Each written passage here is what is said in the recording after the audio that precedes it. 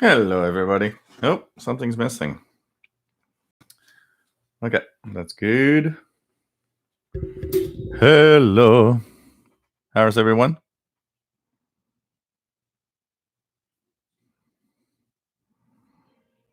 Sound is okay?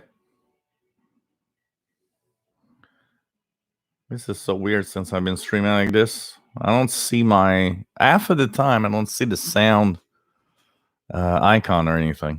It's weird. Very weird. Cool. Thank you, Free Saxon and G-Bond1. Okay. Hello, everybody. Voice of Vietnam just starting its broadcast via WHRI 7315. Hello, welcome to the Voice of Vietnam. I'm Cẩm Thi. On today's show after the news, current affairs. On today's show after the news, of course, they talk about a certain virus that I don't know what it's all about. But anyways, so tonight, no, the only corona we talk about is the sun, and that's it. Montreal is pretty much shut down, so there's no bars, no nothing. You just stay home, which is my life anyway as a YouTuber. So it's for me, it's my life has been. I've just noticed that my life has been a big quarantine for the past few years. So hey, everybody, welcome aboard. This is the Shortwave radio show. We are live twice a week, and we talk about radio. And of course, these are special times, and we won't go through much in it. But I think this is where this is cool because we all gather virtually. But you know what? I don't know about you guys, and I know the chat room probably helps, but I always it's very weird. I am alone in my office when I do the live shows, but with you guys in the chat and everything that's happening, somehow in my mind, in my head, my brain is telling me that I'm in a room full of people, and that I'm here to entertain, of course, but when I actually stop the show at the end, it's really weird. I do feel like I've went from a room full of people to being alone in my room. It's weird. I don't know. I can't explain it. And it's really particular the way that it actually, feels. And this is cool because you know what? In these times where social distancing is the phrase of the week, you know what? We are close together in our virtual environment, each in our homes, with something that is keeping all of us together also, which is radio. And I think this is fantastic. And in these times, I think if this show is actually helping everybody cope, relax, and forget about the world, that's, I think, totally worth it. Just out of the blue like this.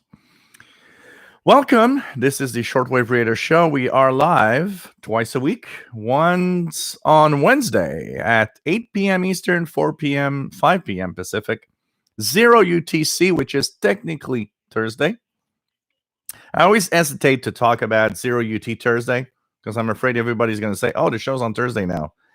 No, it's because 0 UTC is technically Thursday. And a lot of you watching are actually Thursday also on the Wednesday show. So, And we are live on Friday at 4 p.m. Eastern, 1 p.m. Pacific, 20 hours Universal Time. I had a few comments of last week, people saying, well, I missed the show. You're starting an hour later. No, I'm not.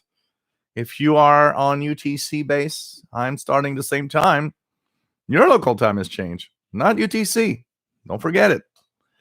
So welcome aboard, everybody. And here's my vodka and cranberry and 7-Up juice. I wanted beer. I went to the grocery, and it seems that half of all the beer was gone. And what was left was crappy beer that I don't want to drink, like, Budweiser and stuff like that. So I thought, okay, I'll make a drink. Cheers, everybody. Welcome aboard. Hope everybody's safe and that friends and family are safe also. We have a wonderful, amazing, great, I don't know. I'm trying to find all the words to make it wonderful. And I think I don't even need words because anybody who's in the group already knows that the Facebook group is great. And it's a place where we talk about radio, where people are helping out, asking questions, where we share what we listen to, our radios, our shacks, and so on. It's really, really cool. And please keep it clean of anything else that is not radio. You know, we are talking about radio here. We are talking about radio there on the Facebook group. There's no place for anything else than that. Your personal opinions on anything else than radio, there's groups out there for that. Your religion, there are places out there for that. Your opinion on politics, on political decisions, there are places for that. This is not a place for that at all. At all. Here we're just enjoying radio, talking about radio, loving radio, making love to radio, and can at least know that we can actually hug our radio without any fear of anything else than just looking like a weird geek of radio. So, official SWL channel is a place to be. It is a great place for the radio sphere and for everything radio. And I think a lot of people love that place. And I think it's just great to, hang around and talk about radio. And with a lot of people, here we could see it. We could see that there's a lot of people at home now. So a lot of people at home means, you know what? There's a lot of people right now that have time to dig out that radio from, I don't know, from the basement, from wherever cave that you put all your stuff because you thought it wasn't important. And dish out a shortwave radio, listen to the world. But you know what? In these times, I think even more listen to everything that is outside of the regular bubble of news. I think we have enough news of our own in our local TV and radio stations that what we have as a hobby, shortwave radio, well, it can bring us to another level of something else. Yes, a lot of shortwave stations and news bulletins on shortwave are talking about, the events, the world events. But there's a lot more out there. There's so many things you can just tune around and that have nothing to do with it. And I think that's where we need maybe to focus a little bit. Let's focus on, and I had an email tonight about an hour before the show. Why my phone? No, my phone's over there. It doesn't matter. I remember his name was Martin, and he's in the UK, and he watches my both of my shows. Actually, it was an interesting story because it was a very long email talking about the fact that he actually enjoys the Wednesday show because he can't sleep, and he just, gets up and watches the show and follows the show whatever time it is because anyways he has difficulty sleeping and he finds it interesting because it's something to do else than just wondering for hours at a time why he's not sleeping. And a lot of us are like that. I mean, I'm not in that category. I have the wonderful chance of being a guy that just goes to bed, sleeps like a brick. I mean, I'm the kind of guy that there would be a nuclear war and I'm probably going to be the only one that wakes up and find out that I'm alone as a survivor in whatever happened while I was sleeping. So, I'm lucky on that. I know that a lot of people have difficulty, but anyways, he asked a question, which was very interesting. Can you mention some stuff to listen to that takes us into our mind away from whatever radio is talking about in general? And I think that's a good question because in these times, I think this is a wonderful time to think about whatever else we can do to keep our mind off of all of it. It's easy to go crazy with what's happening, and radio is a wonderful way to get out of it. Also, we had Elizabeth that says hello. She said hello a little earlier tonight, and she actually had a very nice email, very touching email. She so to to keep it a little simple, she was telling me that she is losing her sister to cancer, and that she wanted to thank me because what I do and the show that we are having right now is one of the only things that is good enough to keep her mind off of all of that situation. And I mean, I was reading the email and I was actually, doing supper. I made some steaks and stuff. And it actually touched me really profoundly because, when somebody opens up like that, somebody from that, I always say it. When I started live shows and when I started YouTube, I thought YouTube was that thing. I was there and there were people around the world watching, and that there would be that gap, and I would never have to interact or necessarily have people from around the world, except from comments and stuff, that it would be kind of a cold environment until I started doing YouTube stuff and noticed that it's far from being a cold environment. It's through the magical ways of the internet. You find that there are people out there that care for you, and they talk about their lives, and you talk with them, and like here in the chat room, and suddenly find out that not only do some people care about you, but you start caring about people that are watching. It's difficult to understand. It's something I never would have thought of at the beginning.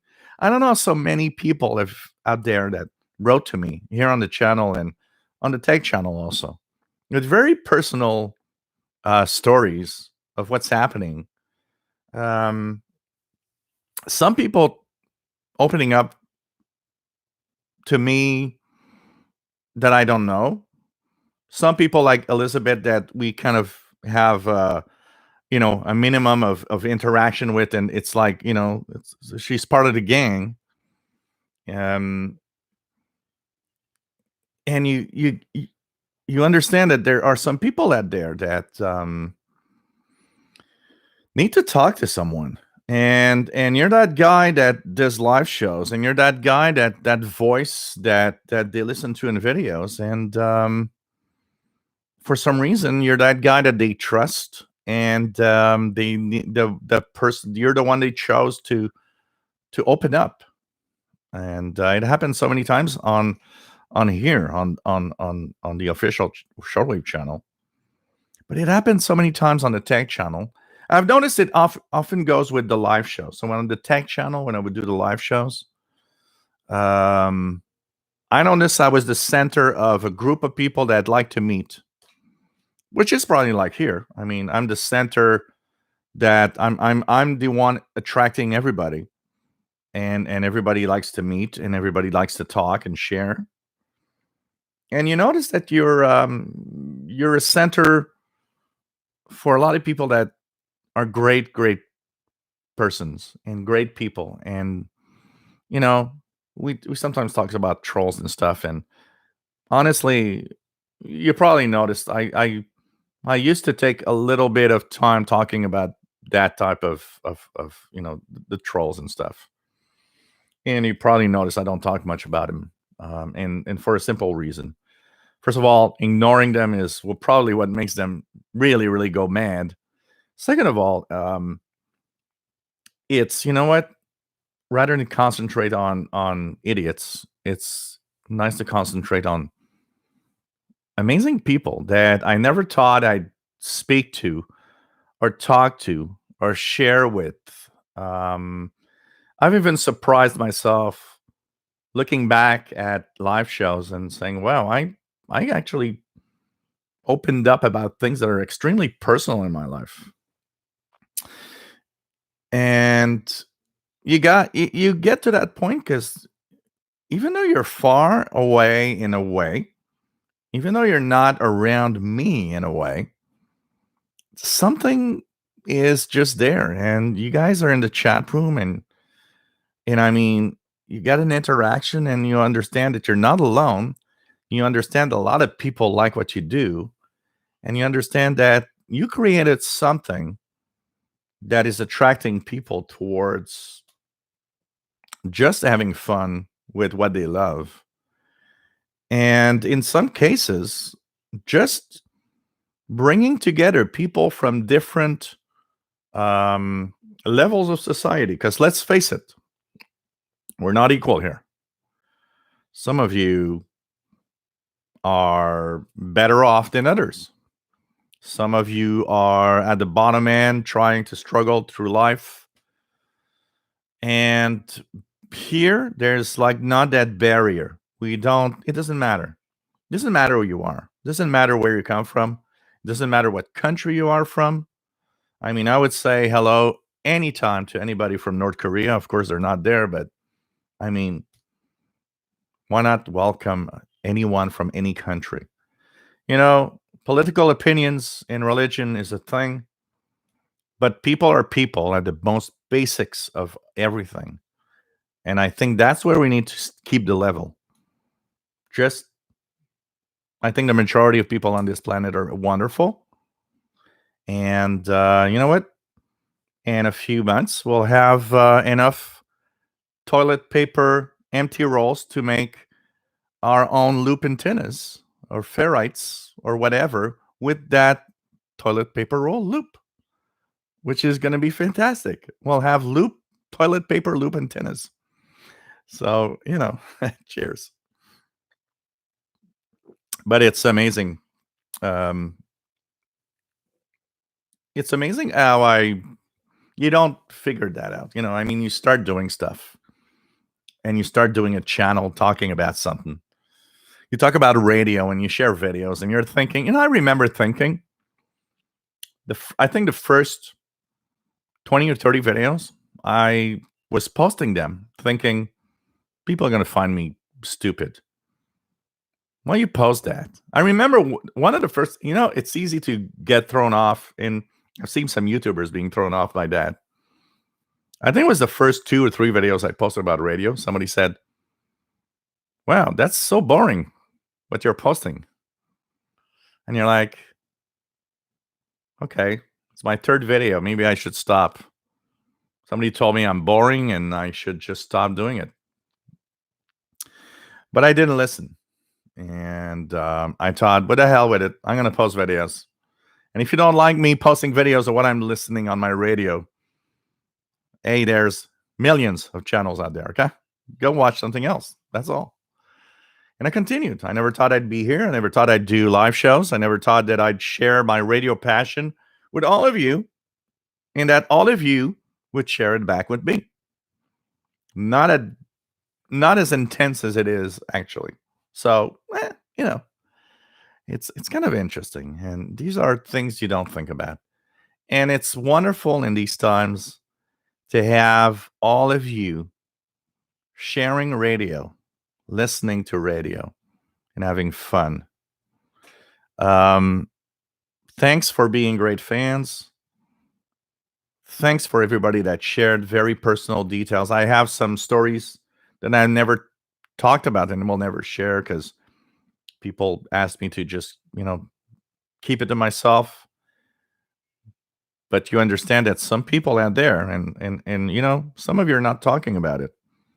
But when you get 1,000 views in 24 hours, for example, when you get 120, 150, 200 people watching, some of you out there are struggling in some things in your personal life, and you don't share it. And here is a place to take your mind away of all of it. And here is the place to just, feel welcome in all of it. And everybody's welcome here, as long as you respect very basic rules that are, just have fun with radio and don't talk about things we don't want to, that are not a subject of this topic of shortwave or radio in general. So cheers, everybody. Cheers to all the strugglers out there that are trying to find their way. And that's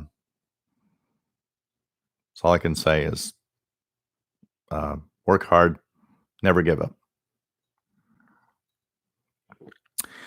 So, official SWL channel Facebook group is a great place to be. And there's a beautiful chat room here with beautiful people. I'm sure if I would see them physically, they're all beautiful. But I see them in words. Some physically, because some have their pictures, but mostly in words. And there too, they're beautiful people. So why not join the chat room? All you need is a Gmail account to make sure you can say hello to everybody. And thanks for being here. I'm happy to be here twice a week for all of you guys. That's for sure.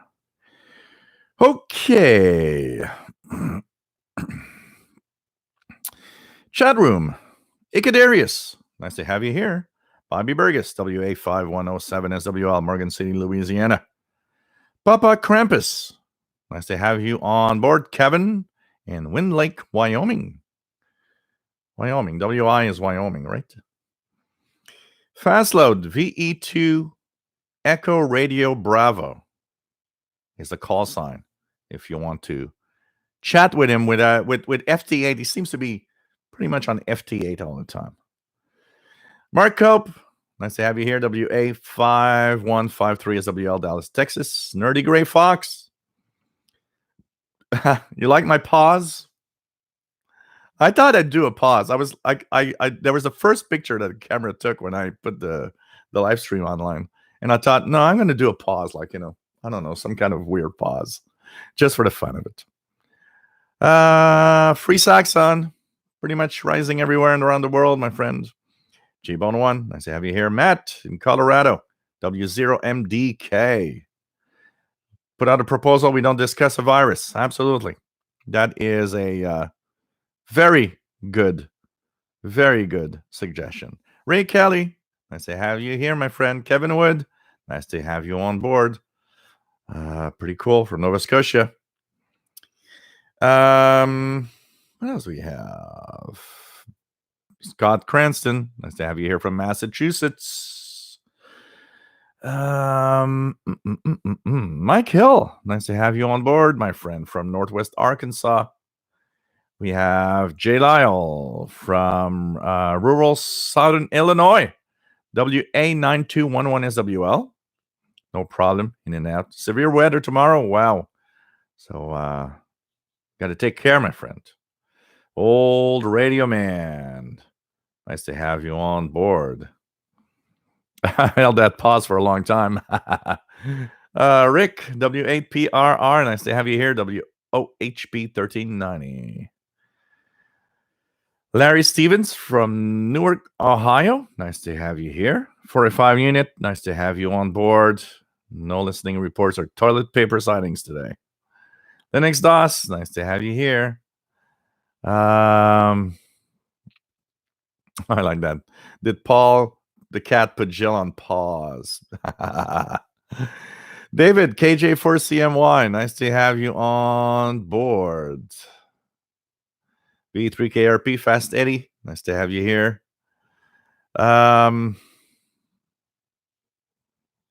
James Powers, nice to have you here. From New Hampshire, KC1ENJ. Rodolfo65 from New York City. Michael Sauter, nice to have you here from Philadelphia. Pretty cool. Vince Perrault, salut et bienvenue, mon ami. J'espère que ça va bien dans ton coin du monde. Orders à la Crafter's Kitchen, nice to have you on board. Can I watch from Massachusetts with the borders closed? Yeah, signals, internet should go through.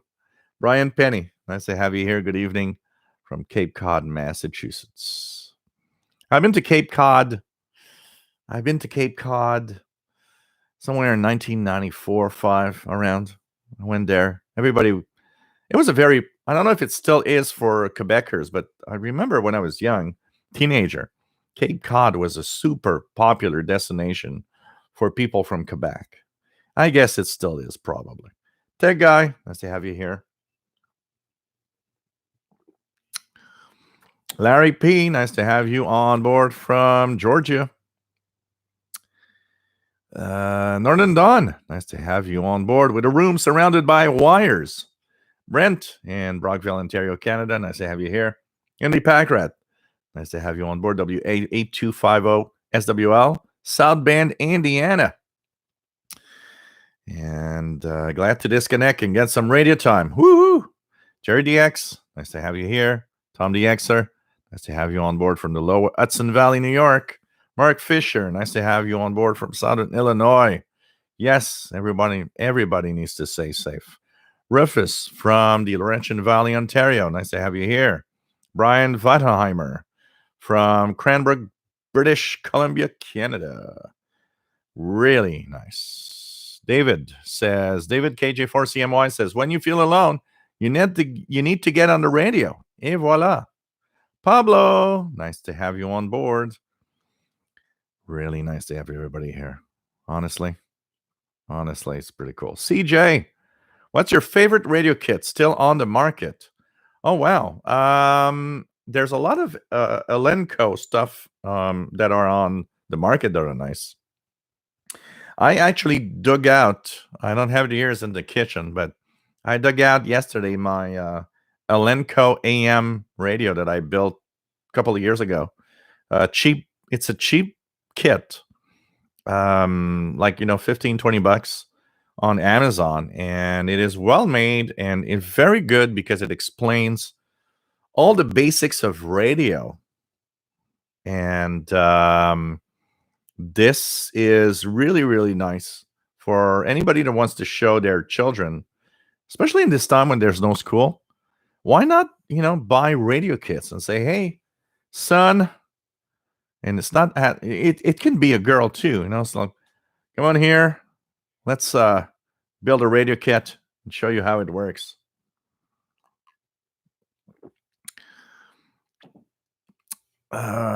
Surya Raju, nice to have you on board. Bonsoir, Gaëtan Bellil. Bienvenue. Toujours un plaisir. Ecodarius, cheers. It's the real place where everyone doesn't know your name. Fishkoff, nice to have you on board. Rodelfa 65, listening to 40-meter ham band, and it was hoping getting some great signals from hams in Europe. There is some really, really a lot more activity in the ham bands lately, honestly. And it's really, really nice to see that. Actually, there was a report today. I was seeing this on the Southgate Amateur Radio News, that there's an increase in demand of amateur radio information because people are at home. They're wondering what to do in life. And it seems that there's a renewed interest in amateur radio suddenly. So that's nice. But there's a lot more activity on the bands, I can tell you that. Hey, Tim Gaynor, nice to have you here from Unique Radio, Australia. Hope you are doing well, my friend. Thanks for carrying the International Radio Report over there. And no word yet. I don't want to. I'm Sheldon is going to be the one deciding all of this.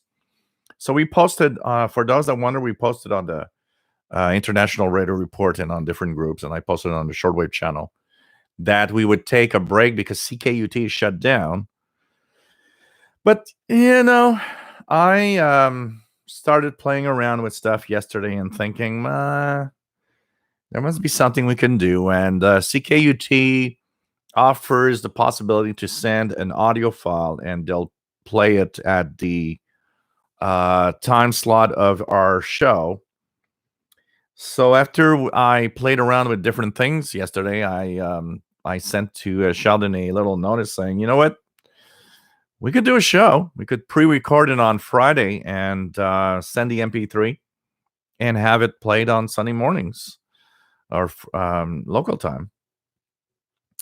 So I gave him an example of how it would work, and we would meet up on Skype and thanks to the software on my PC, we would have the same interaction as on Sunday, like if we would be in a live show.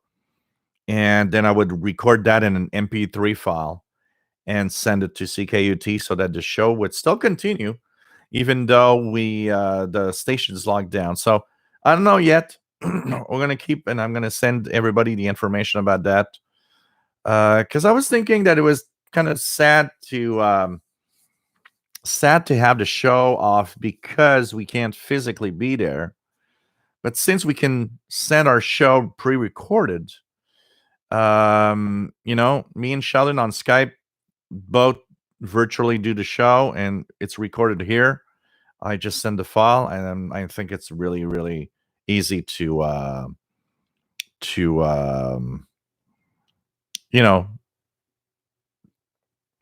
do. And I think it would be nice to continue the show. So nice to have you on board, Tim Gaynor of Unique Radio. Frequency is what? 5045, right?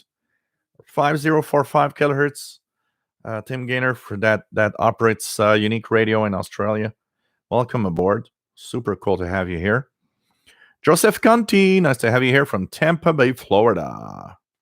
Pretty cool. Not at the beach. A friend of mine is still in Florida right now. He's in Miami and thinking about coming back.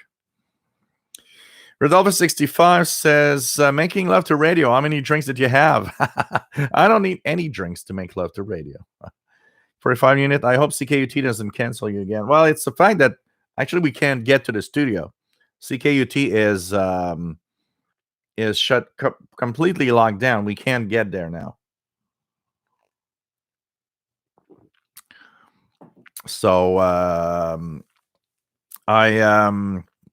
maybe we'll check out about the fact that we can maybe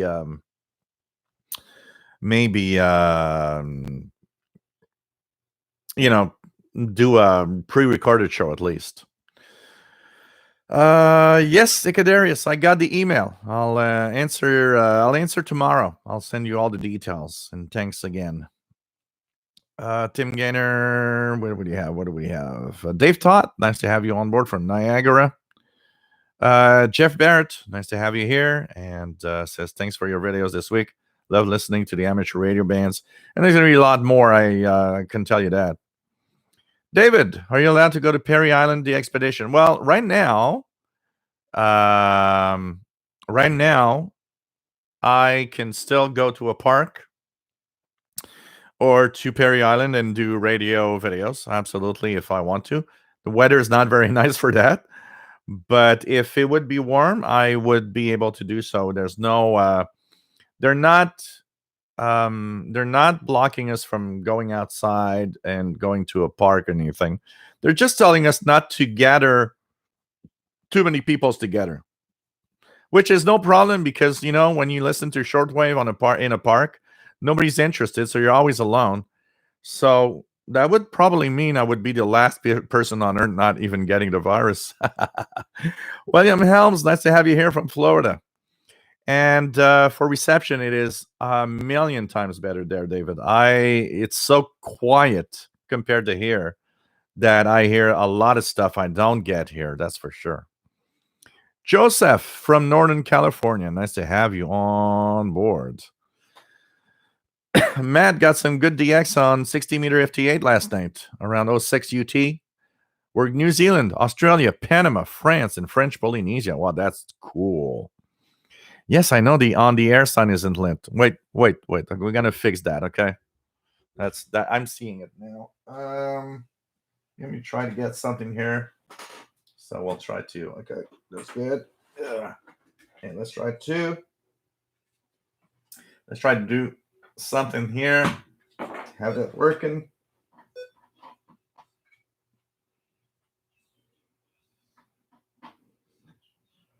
Oh, God. Is it lit now? Yes, it is. That was a tough one. So here it is. We are now officially on the air. Let's try to oops. Let me just try to have this in a way that we can actually see the sign and somehow. Yeah, here we go. Here we go. You can see it like that. Okay, let's do this. Here we go. Not too bad. On the air.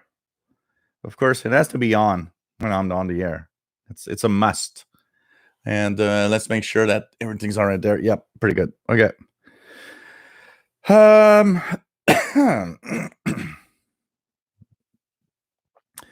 Joe, nice to have you on board, Joe. Pretty cool to have you on board as usual.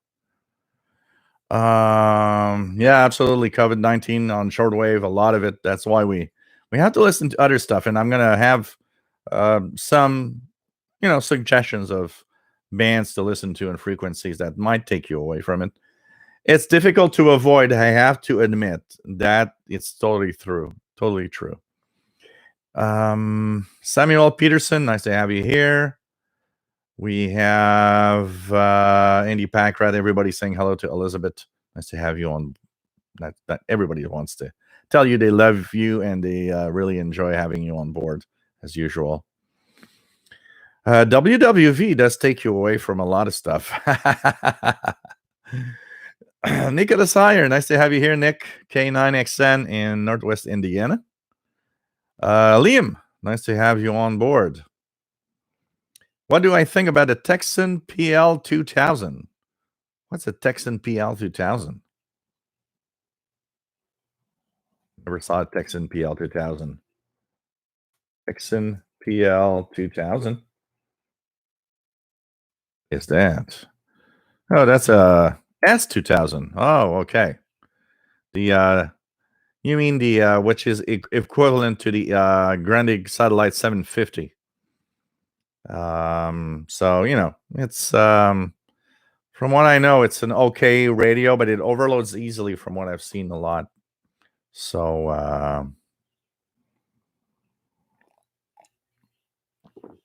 Alme Sam, I don't know if I hear them here, but if it's what I think, possibly. Let me see if I hear something.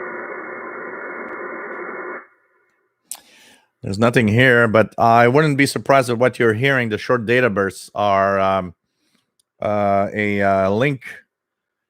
What is it? Link 71, link something. It's and a NATO digital link that is around the world on many frequencies, actually. What else do we have? What else do we have?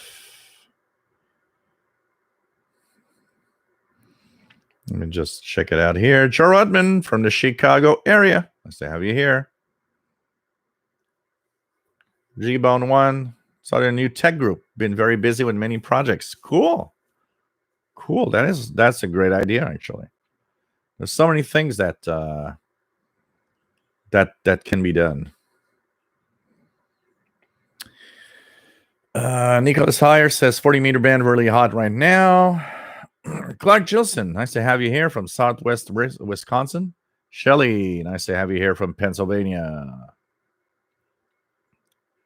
Spirals in the waterfall. That is interesting. Because I have nothing around the 9200, so I don't know exactly what it could be. Jojo Cunanan, nice to have you here, Jojo. Always positive view. That makes you great, ham radio operator. KM6EHD, nice to have you on board. What else do we have? XNADXer Keegan, nice to have you here from Northwest Arkansas. 70 Fahrenheit. Wow, that's warm. We're at the 32 Fahrenheit mark. We're kind of 1 Celsius right now. What else do we have? Trying to catch up with the chat room, by the way, guys. I'm exactly 24 minutes behind. Trying to go as fast as possible. Ian, nice to have you on board. G7HA. Okay, let's start again. Ian, nice to have you on board. G7HFS /PA3IKH. Nice to have you on board, my friend. Jim from Rhode Island. Nice to have you here. M. Phillips. Nice to have you on board, my friend. What else do we have?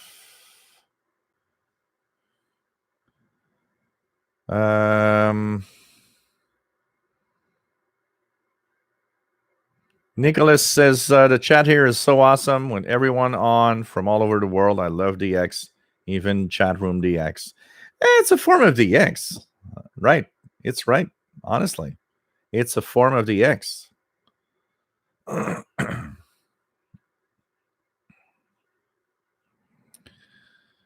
What else do we have? Matt says, if you post without expectations and just be yourself, people will come if they find you engaging. I never thought I'd have 200 plus followers on my channel, largely thanks to your promotion, Joel. Like I said, it's not a competition. I already said, I am a competition guy. So of course I look at everything around me and it drives me to try to be better and do better stuff and everything. I've always been like that. I still remember a friend of mine saying to everybody, when Gilles plays a game with you, Gilles is not just having fun. He wants to beat the hell out of everybody. It's his nature. And, it's not intentional that I want to be better than anybody. I don't know. There's some kind of drive that I get from trying to, have something. But like I always say, there's no competition here. Anybody that has a radio channel, I'll be happy to talk about it, honestly. And, maybe I should talk about it again since I've got, we just passed, by the way, let me just go on the stats of the channel here for a second. We just passed a milestone on the channel here. So let me just go into my stats. Okay, YouTube Studio stats.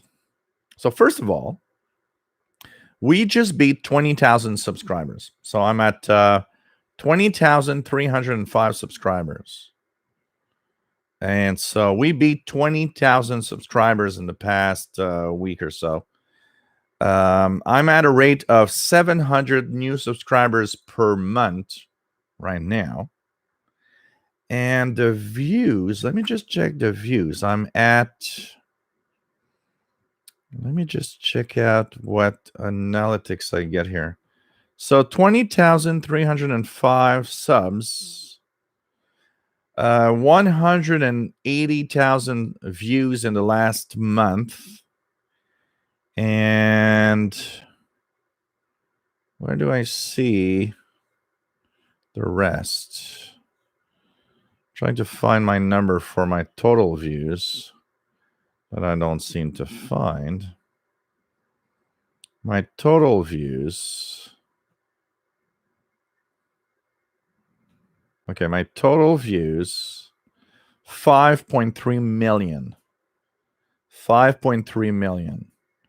So 20,305 subscribers. These are live stats, by the way. And 5.3 million views on the channel. Really amazing when you think about it. Especially for a shortwave radio related channel,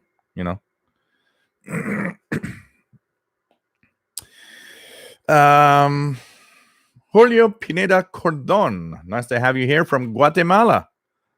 Nice to have you on board. ¿Cómo está, mi amigo? Deborah Cooper. Nice to have you here. WA6120 SWL from Fresno, California. Yes.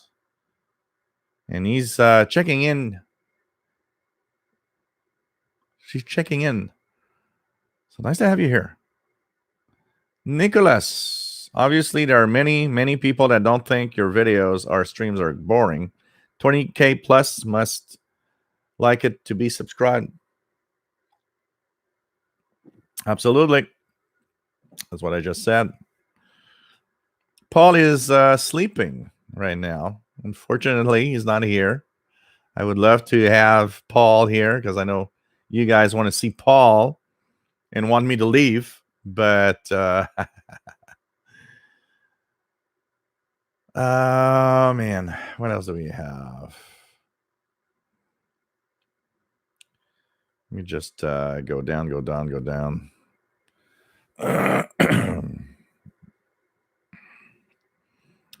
Ian is waiting for my PK loop to arrive so he can listen to those NDBs, non-directional beacons.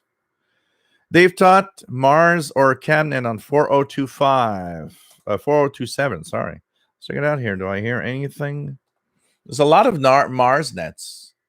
4027, around that 4,000 to 4,100, actually. Pretty crazy.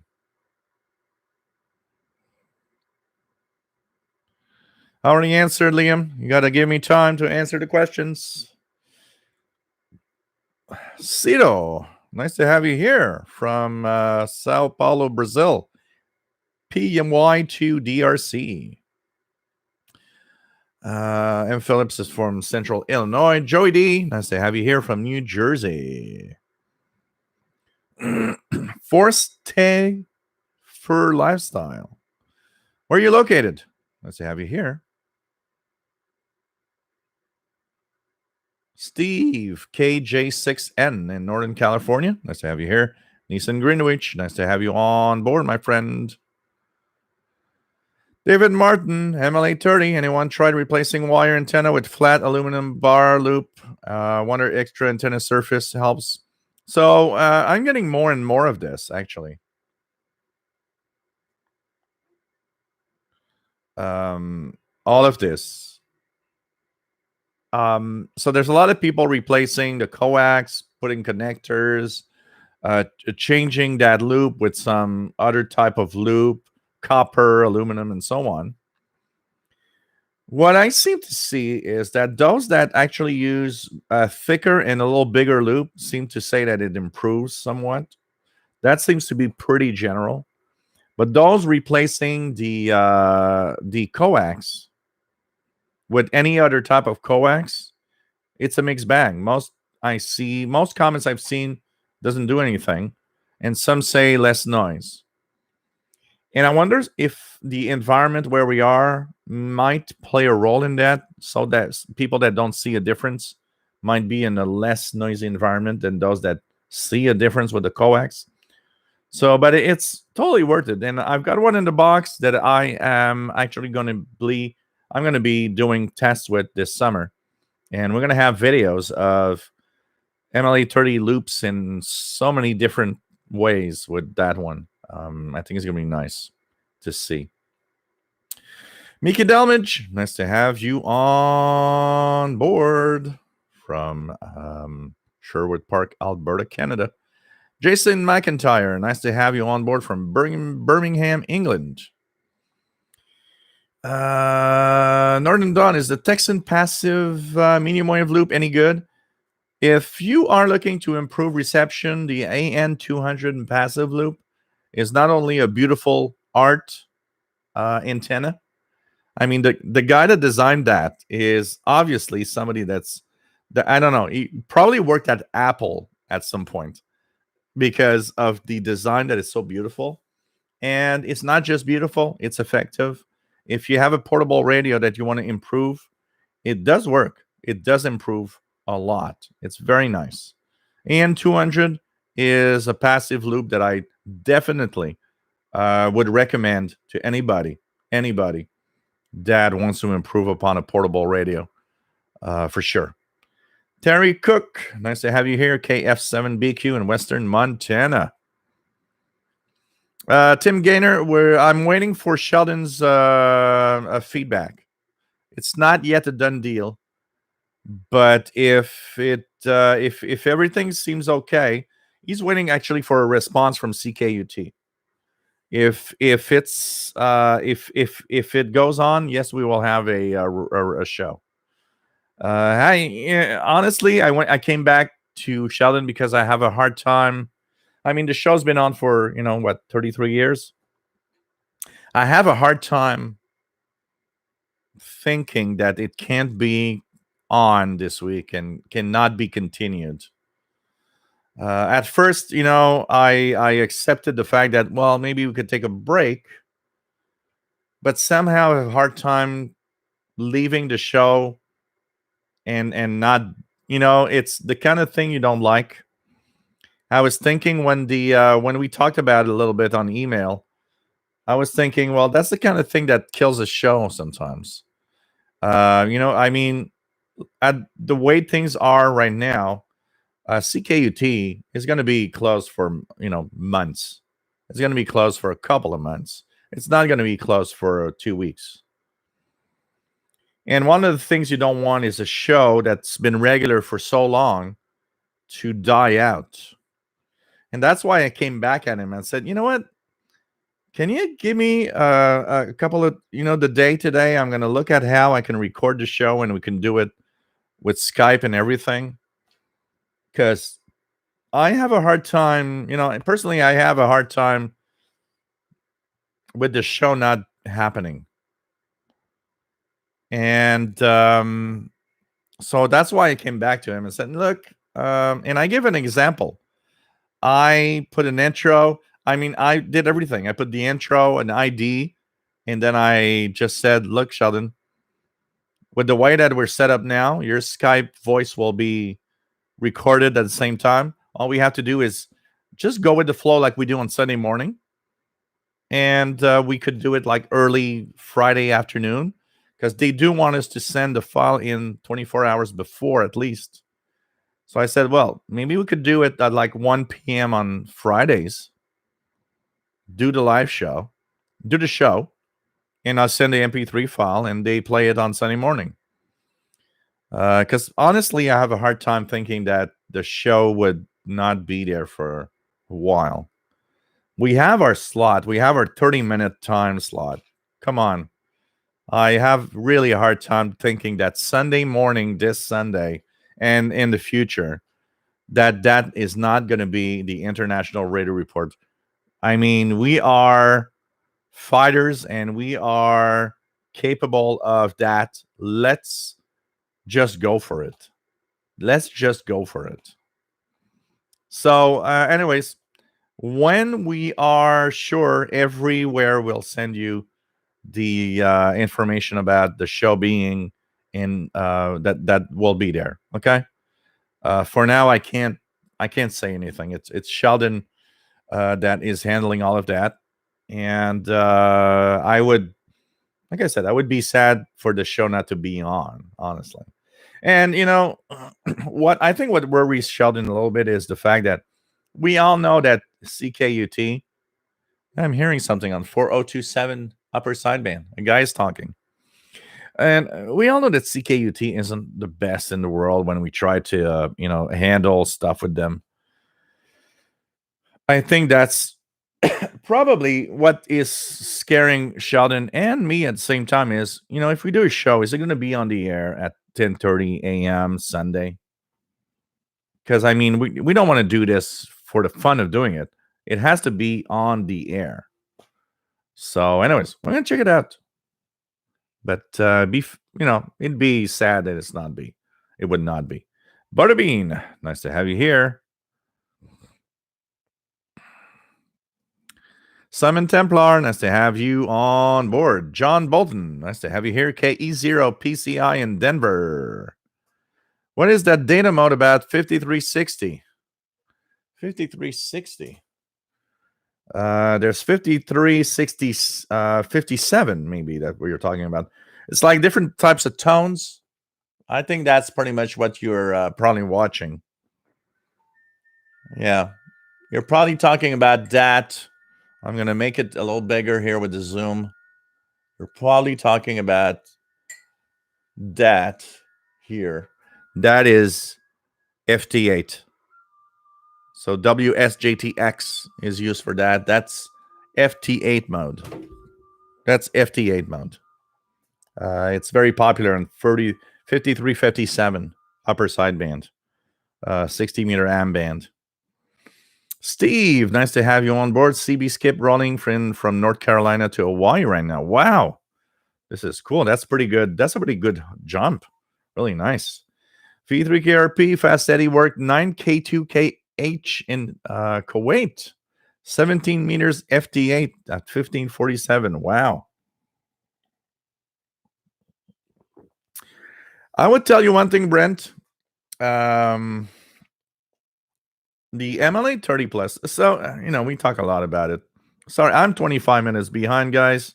Telling you again, keep in there. I'm trying to keep, Air Radio for Peace International. Bonjour et bienvenue. Toujours un plaisir de vous avoir parmi nous de la France. Et toujours un programme excellent. Merci d'être là. Welcome aboard. I would say that one thing for sure is that if you are looking for the MLA 30, get the plus. It is different. Yes.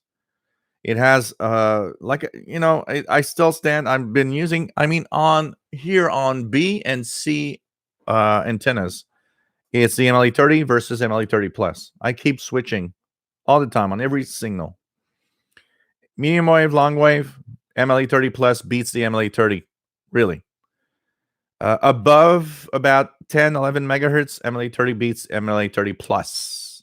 MLA 30 plus, what did it say? Let's restart. MLA 30 plus beats the original MLA 30. Above 10, 11 megahertz. So yes, it's better. Now,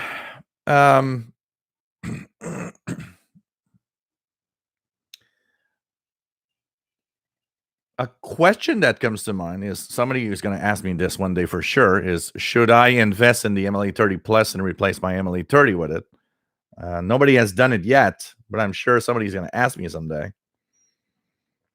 If you have the money for it, yeah, get it. It is better.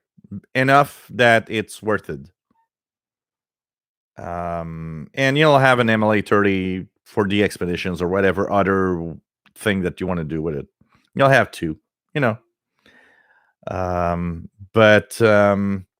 I don't think it's just the gain. A lot of you have been saying, oh, they turned up the gain. I don't think so. If they turned up the gain, it would be equal everywhere. On 6, 7, 8, 9 megahertz, there's no difference. I switch from one from the other. There's zero difference. So if the gain would be the thing that they turned up, it'd be better everywhere, not just where I'm mentioning that it's better. I think they made a modification on it that is simply making it, it's interesting because what I noticed is that everybody said it was crappy below 500 kilohertz. Everybody said it was losing its sensitivity above 15 megahertz. And that's where the MLA 30 plus fixes all of that. I think somebody somewhere that makes this, the company that builds this, had feedback that, above 15 it's crappy or not as good. It's not crappy, but it's not as good. And below 500 kilohertz, not as good. They made modifications. They do not tell you that it's working on long wave, but it actually seems to be better anyways. I think they just made some modifications. It's not just a gain thing, honestly.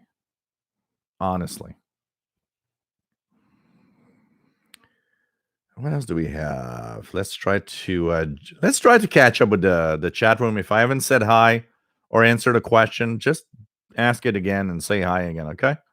We're going to try to be a little more proactive, and my laptop is doing weird things. I had a firmware upgrade to the laptop this afternoon, and since then it's been beeping and doing weird things every 20 minutes. Cyberflyer 1, nice to have you here from England.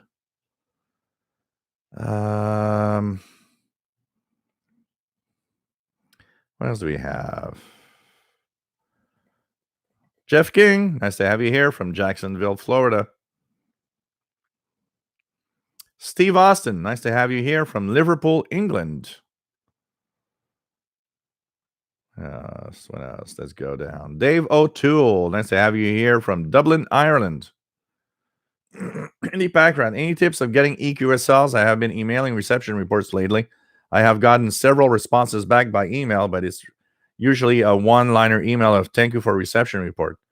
That is because when you send a reception report, you need to enclose your postal address. Although some people are EQSLing, a lot of them are still sending paper QSLs by postal snail mail.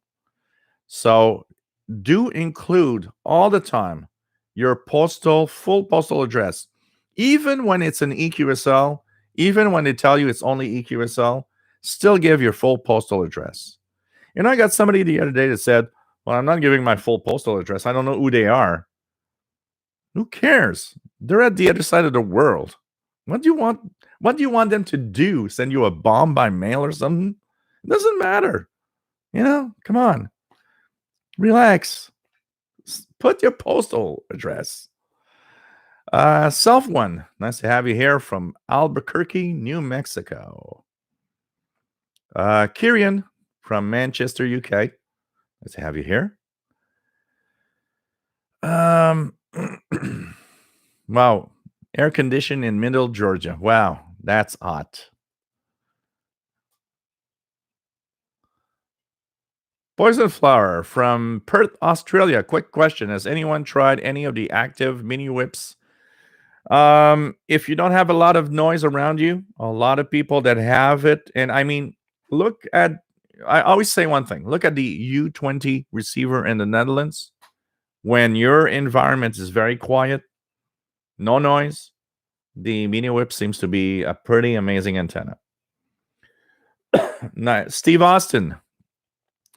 Nice to be here. Hope it's not your last time on.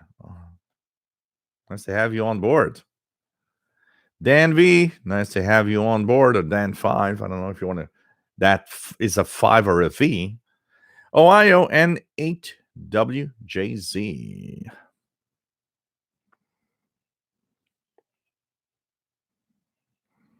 So if you are receiving QSLs anyways, just remember, give your postal email address also. If they EQSL, they'll EQSL you back with their QSL cards in a JPEG, like a picture. If they postal email, if there's snail mail, they'll send you it by snail mail. That's all. Today's figures. Nice to have you on board from Spain. Hope everything's all right. It's complicated there from what I see. Arthur's Crafter's Kitchen is 5 subscribers away from the magical 1,000. Woohoo! So if you get that magical 1,000 and the other magical number, 4,000 hours of views in the last year, you will be monetizing the content. Let's help our friend here, Arthur's Crafter's Kitchen. And let's help him get his 5 subs that are missing. Come on, guys. John Bolton says 20 and 40 meters have been amazing. So, you know, more people at home, more people on ham bands. It's pretty much that, actually. Pretty crazy.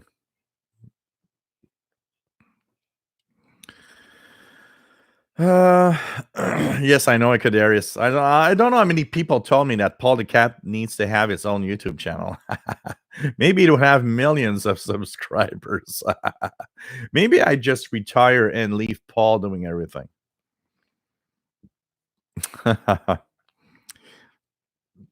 Mark Stevens, nice to have you here from North Carolina mountains. Briar Smoke, nice to have you here from California. Roberto Rojas, nice to have you here. ¿Cómo está mi amigo desde Argentina? Joe Brown, nice to have you here from Southeast Michigan.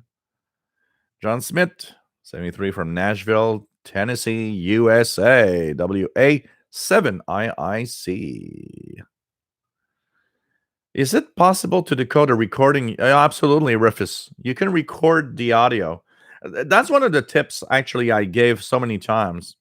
What you could do is record the digital signal and then use FLDG to decode the recorded signal. Absolutely.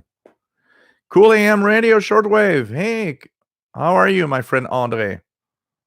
Long time no see. 3830 Radio Man. Order the MLA 30 Plus about a month for delivery. And we'll Lysol the box when it gets here. By the way, the seller that I've been sharing the link now says that everybody that buys one from now on from that link is an MLA 30 Plus all the time. So you're getting an MLA 30 Plus automatically from at least from the link that I shared.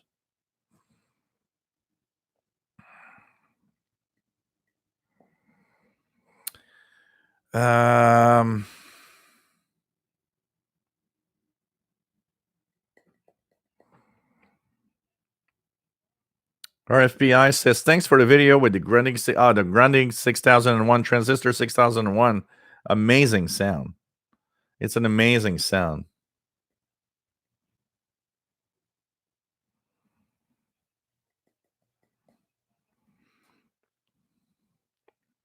Chuck CP Davis, nice to have you on board. And Trina, nice to have you here. Trina. Sorry if I don't pronounce it well, but welcome aboard. Hope you listen to the radio. Sarah Mason, Sony ICF 7601. 7601. Is there such a thing? I know the 7600. Sony, let me just check it out here. ICF 7601. Oh, it's an analog radio. Yeah, okay. You know, Sony radios. I don't think I've ever seen a bad Sony radio. But unfortunately, I don't know about that model in particular.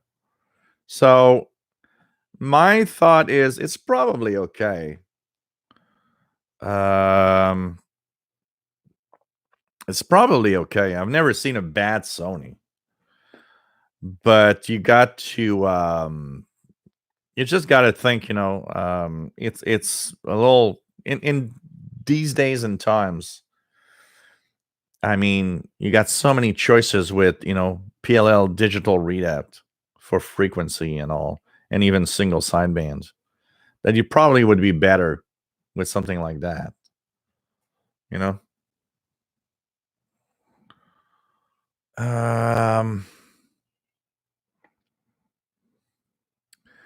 else do we have?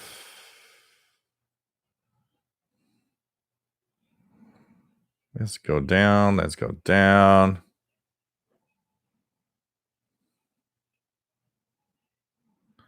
Yep, we are learning. Even I am learning. Like Brent says, I am learning. I sometimes say something that's wrong or whatever, or sometimes I just don't know. I mean, I'm not the supreme god of shortwave. I also learn. I also have, lack of knowledge on certain subjects.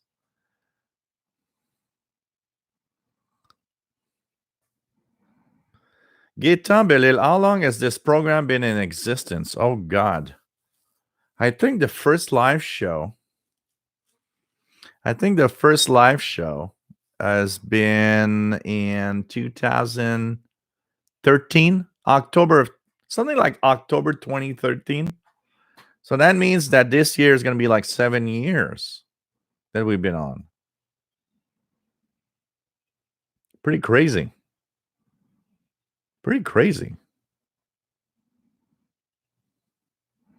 I never thought this would be going on for so long. B3J8. Nice to have you on board, Terry KB9IHU. And yeah, you got to get into the hobby, and that's the best way to have fun and change your mind of whatever's happening.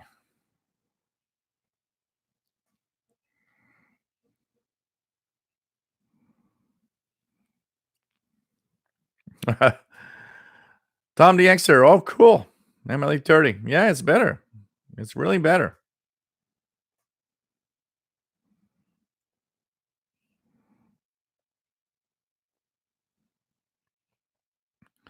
What else do we have? Trying to catch up, guys.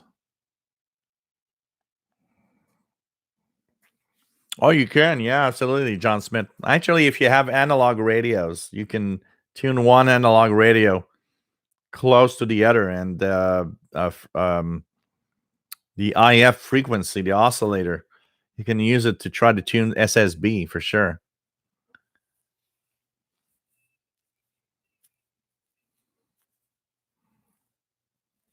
So Butterbean from Northeast Georgia. Steve in Australia. Nice to have you here, my friend. Hope everything is well down there. The Polarin message. Where are you located, by the way? I'm using the SDR Play RSP-DX, actually.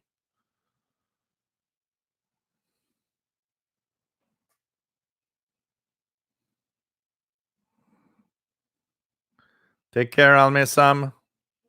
David Martin, nice to have you on board.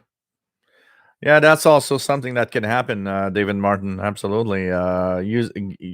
Increasing the gain on the MLA30 could actually increase problems by having overload, basically.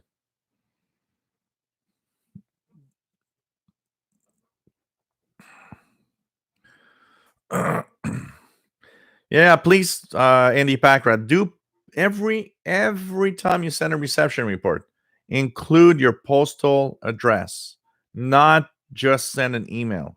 And you will have a lot of them will send you a card by the mail, which is actually cool. It's fun to have an EQSL, but waking up in the morning, going to the mailbox and having a envelope or a QSL card in the mailbox, that is really cool. It's cooler than an EQSL. I can tell you that. Not that EQSLs aren't great, but it is really, really nice. Oh, man. Matt, I find that using a 2.6 megahertz high pass filter on the RTL SDR mix really works great with the MLA30, especially in my environment. Joey D, have you ever watched the old Bert 2481 vids about ham radio? Showed up in my shortwave radio searches.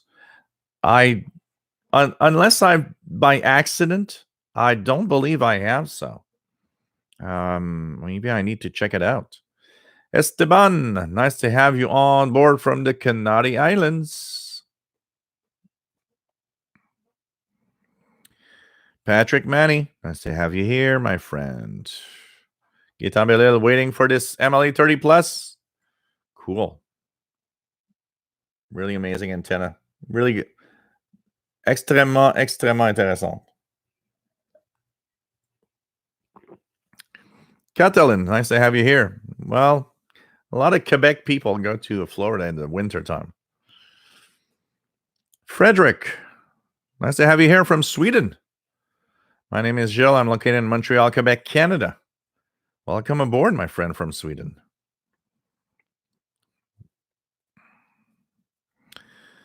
Mr. Simba. Yeah, like a lot of places, my friend. That's why we have to listen to the radio and just, think about something else.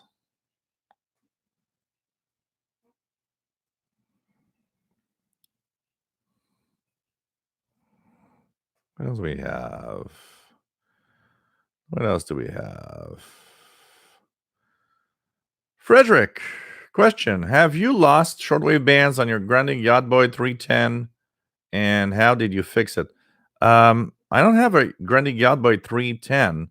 I have a 210, which is a Grundig transistor satellite old style. So you need to have it checked because probably something is wrong. It could be just a switch, just a connection, or a contact. It could be something in the circuitry, my friend.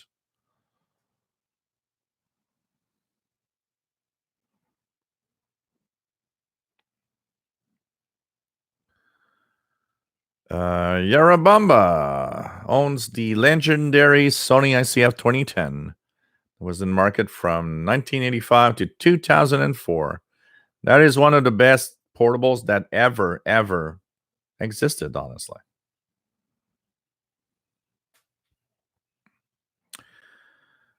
So, Polaran message. Northwest corner here. Nice deal on the RSPDX. Yeah, it is the latest. Absolutely. It's the latest SDR Play RSP device. An amazing device. Amazing device. It's really good.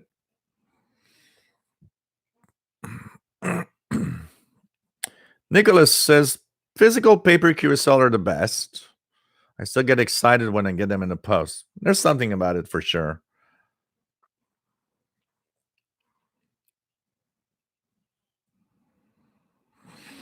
What else do we have? What else do we have? VT Radio from Essex Junction, Vermont. Nice to have you here. Tell us something about US from Brazil. Nice to have you on board. Like Explore Radio, absolutely. It's the best thing you can do. You know, we got the best hobby in the world for that. Whatever happens, we can stay home and listen to the world. And you know what? I am pretty much in the chat room now at par. So we're going to answer the question that was asked earlier, which is a great question. What else do we just checking it out. G-Bone had the 2010 and 2001 D, I would guess, which are the same radios. Tim Gaynor, mailed QSLs, yes, are nice to receive, but unfortunately, yeah, that's the problem. The problem is that they cost a fortune today. I mean, even somebody, I was thinking, Tim, we were talking about that, me and Sheldon at some point. When I started QSLing in the 80s, sending a letter out was 64 cents. So I could send letters to stations around the world.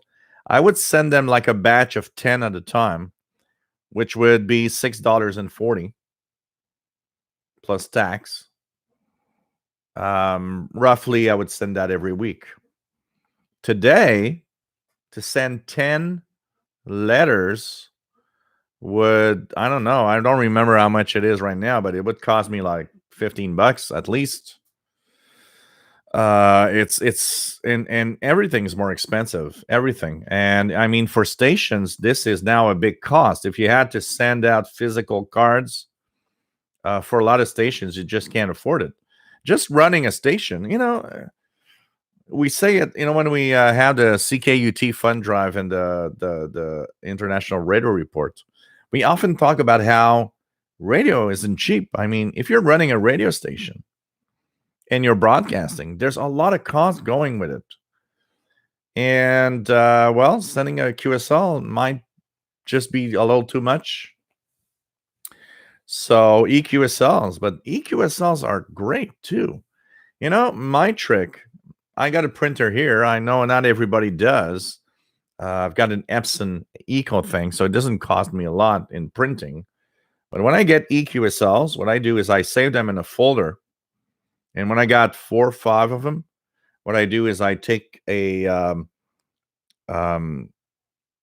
some photograph paper, and what I do is I use that paper as like I have glossy photo paper, and I use that and print.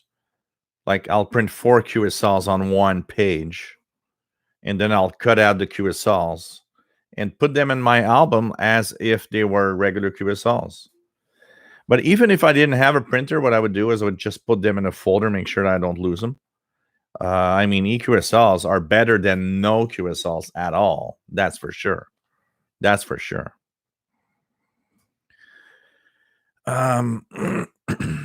MJJ Media. Nice to have you on board. Nice to have you here from Miami, Florida. VU2KOC. Nice to have you here, my friend. Mike Hill. My favorite QSL from the 80s was probably Radio Luxembourg or Radio Belize. It was nice to get some of the colorful postage stamps. Yeah, some of them had a lot of really nice stamps on them. Absolutely. Absolutely. Polaran Message has an old Radio Shack multi-band radio. Has a good receiver for SSB, shortwave radio listening. He uses an RTL SDR V3. Pretty cool. Steve says the best hobby. Yes, it is. Icadarius, a lot of people use it indoors by a window, the NLE30. A lot of people, and they seem to have good performance. So Sambla Newhouse noticed the start of the increase of ham operations on HF and VHF. Absolutely. I mean, with what's happening, people are at home. It's time to just, have fun with radio. And ham radio operators are part of it. John Bolton, nice to have you here. Oh, man. But, just print them. I totally understand why stations, it's way too expensive to send them out today. We're not in the same. We're not in the same. And remember one thing. There's one thing that we have to understand also. It's easy to criticize any broadcaster that doesn't have a paper QSL. But remember that 20, 30 years ago, broadcasters were stations owned and paid for by governments of countries. They had the cash and they had the means to send us cards. A lot of stations today, just look like Tim's station, Unique Radio, privately owned. Like a lot of U.S. broadcasters are privately owned. They don't have the same budget at all. Tim's Unique Radio is not Radio Australia. It's not government backed in money, in finance, and anything. You can't blame anybody like that to say, look, I'm sorry, but all we got is EQSLs. Because already just broadcasting is a daily struggle. How am I going to pay the bills next week if I don't have programming or anybody paying for stuff? You never forget that. Privately owned radio stations. That's why I got a message a couple of weeks back. Somebody said, how come AM stations don't answer back much? And he was giving me these, all the big stations on shortwave answer and blah, blah, blah. First of all, and I will say it again because I think it's worth saying. No one owes you anything. Ever. Don't forget that. No station owes you anything. Anything. They don't have to send you a QSL. They don't even have to answer an email if they don't want to. Don't forget that. Okay? 1. 2, AM radio station, apart from maybe the engineer at the transmitter site, don't care if they're heard 2,000 miles away. I mean, WCBS is not for Montreal audience. I hear it every day. They will politely tell you, oh, wow, it's cute that you hear us at night in Montreal. but they are in a audience that is in New York City and suburbs. They don't care about the rest of that. And so you can't tell them, send me a QSL, you WCBS. It doesn't work like that. They don't care. You know, in the past, a lot of AM stations did do that for kind of courtesy and for a long time, the AM band and radio broadcasting in general was kind of an experiment somehow. And I'm sure that for a while, stations found it cute to get a report from, you know, 2,000, 3,000 kilometers away saying, hey, I heard you last night. But today, we're in a world that is not the same. Stations today, AM stations and even shortwave stations, they don't have the budgets that used to be what they used to have. Look at Radio Romania. They're still sending out QSLs, paper QSLs, and all of that. They don't have the budget they had when they were in the communist era. Back then, propaganda meant you write to them, you got tons of things coming to mail. We're going to blast your mind. We're going to try to just send you as much details about communism and ideologies that's all. I mean, anybody in the hobby knows that in the 80s, 70s, man, we would receive tons of stuff. I would receive huge envelopes full of books, magazines, all sorts of things. I remember in high school, in geography class, my teacher had done a 3-month visit to Taiwan back in 1983-ish. And I was so happy one day in class, when the class ended, I came up to him and I said, look, I listened to shortwave radio, and I had a big magazine that was sent to me by what was then, Radio Taiwan International today was called Voice of Free China in the 80s. It's the same station. They had sent me a big magazine all about Taiwan. And my teacher, even though he traveled a lot, had no idea that shortwave existed. He was totally surprised and amazed at it. And I showed him the magazine that I received. And he was like, wow, this is amazing. I didn't even know this existed. But back then, that was the case. And like I say, privately owned stations aren't the same thing. AM radio stations are struggling in markets that are super complex today.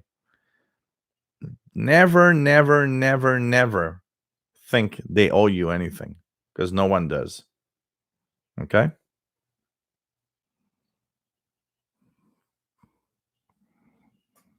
What else do we have?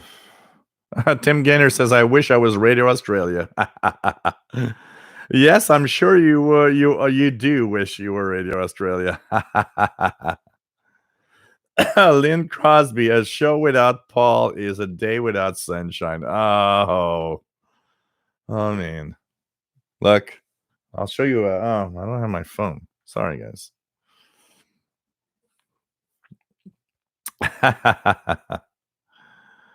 Oh man.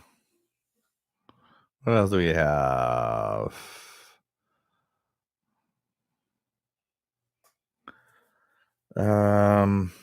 Jeff King, I had almost every QSL possible in the 70s, 80s. They were all tossed out by my uncle. That's sad. Crittenden Tuttle 4. Nice to have you here. Ecadarius, yeah, Radio Moscow. That's a really nice stuff back then, though. And J-Bone 1, a lot of QSLs were used for, well, it's because back then, people, stations wanted to know People wanted to know, um, stations wanted to know if they were heard. And the QSL card is simple. They did that because for a long time, it was the only way. Because, let's face it, people are lazy. Okay. And it's everybody. I'm lazy in a certain way. We're all lazy. And we all have that thing that if we don't have something in return, why should I take the time to do something? You know? It was interesting because this winter we talked about, making money. I was with my brother, and my brother was like, um, it's so cool that you live your life off of YouTube. And I said, well, I work for it. And his answer back was, I'm too lazy to do stuff like you do. And I said, well, laziness doesn't bring you anything. You got to work for what you want. And that's why I'm YouTube, and that's why I do what I do. It's my paycheck, and a big chunk, Not here necessarily. Shortwave channel is, yeah. But the other channels are my paycheck. This is purely hobby and fun, much more. But laziness is, I think, the basics of what our human, kind is basically. And so, if there's nothing in return, how do I know when somebody out there is listening in? Because people just don't write.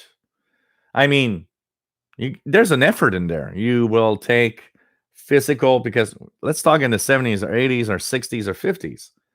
You need to take physical paper, a pen, and write on that piece of paper to then fold up, put in an envelope, go to the post office.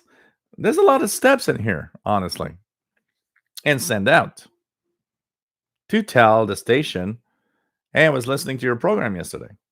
There's a small subset of people that naturally would do it without any, you don't need to give them anything. They just want to do it. But QSL cards in a big majority were done because, people are lazy. But if I give you this beautiful card or this set of cards this year, maybe you're going to write us and let us know. And that, of course, ramps up the possibilities. It's like, okay, I didn't have anything before, but now I could get a card from another station from another country. If I take the time to write on a piece of paper what I was listening to and the frequency and send it out. And that's where QSL cards existed, because they really wanted to know where you are and how the signal is. Today it's not that much. I mean, radio, any station today on shortwave could just say, hey, you know what?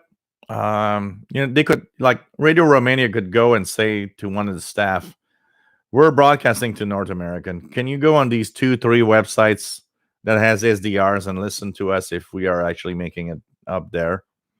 Because today they could just do that. The BBC for a long time had a monitoring station that would report back to stations about the quality of their signals. Because for a long time it was needed. There was no way of knowing, am I reaching out unless somebody writes back? So, times change. Mickey Delmage. Well, here I am dating myself. When I first started QSLing AM stations in 1971, it was 8 cents. Oh, God. 64. It was, I don't think it was lower than that. It was 64 when I started in 83. 64 cents. I was so pissed when it costs 15 cents to mail a report to XELO, First Mexican Station. Oh, man. I still remember, Mickey, that I would go to the post office. So I started with the DX100, and I had one of my best friends that I one day came to my place, and I showed him my radio and tune around a few. And so he didn't speak English; he would speak only French. So I would tune a few stations in French, and would say, "Wow, this is Radio France. Oh, this is Radio Bulgaria in French. Oh, wow, this is Radio Moscow in French." And I was like, "Yeah, from the countries. It's just amazing."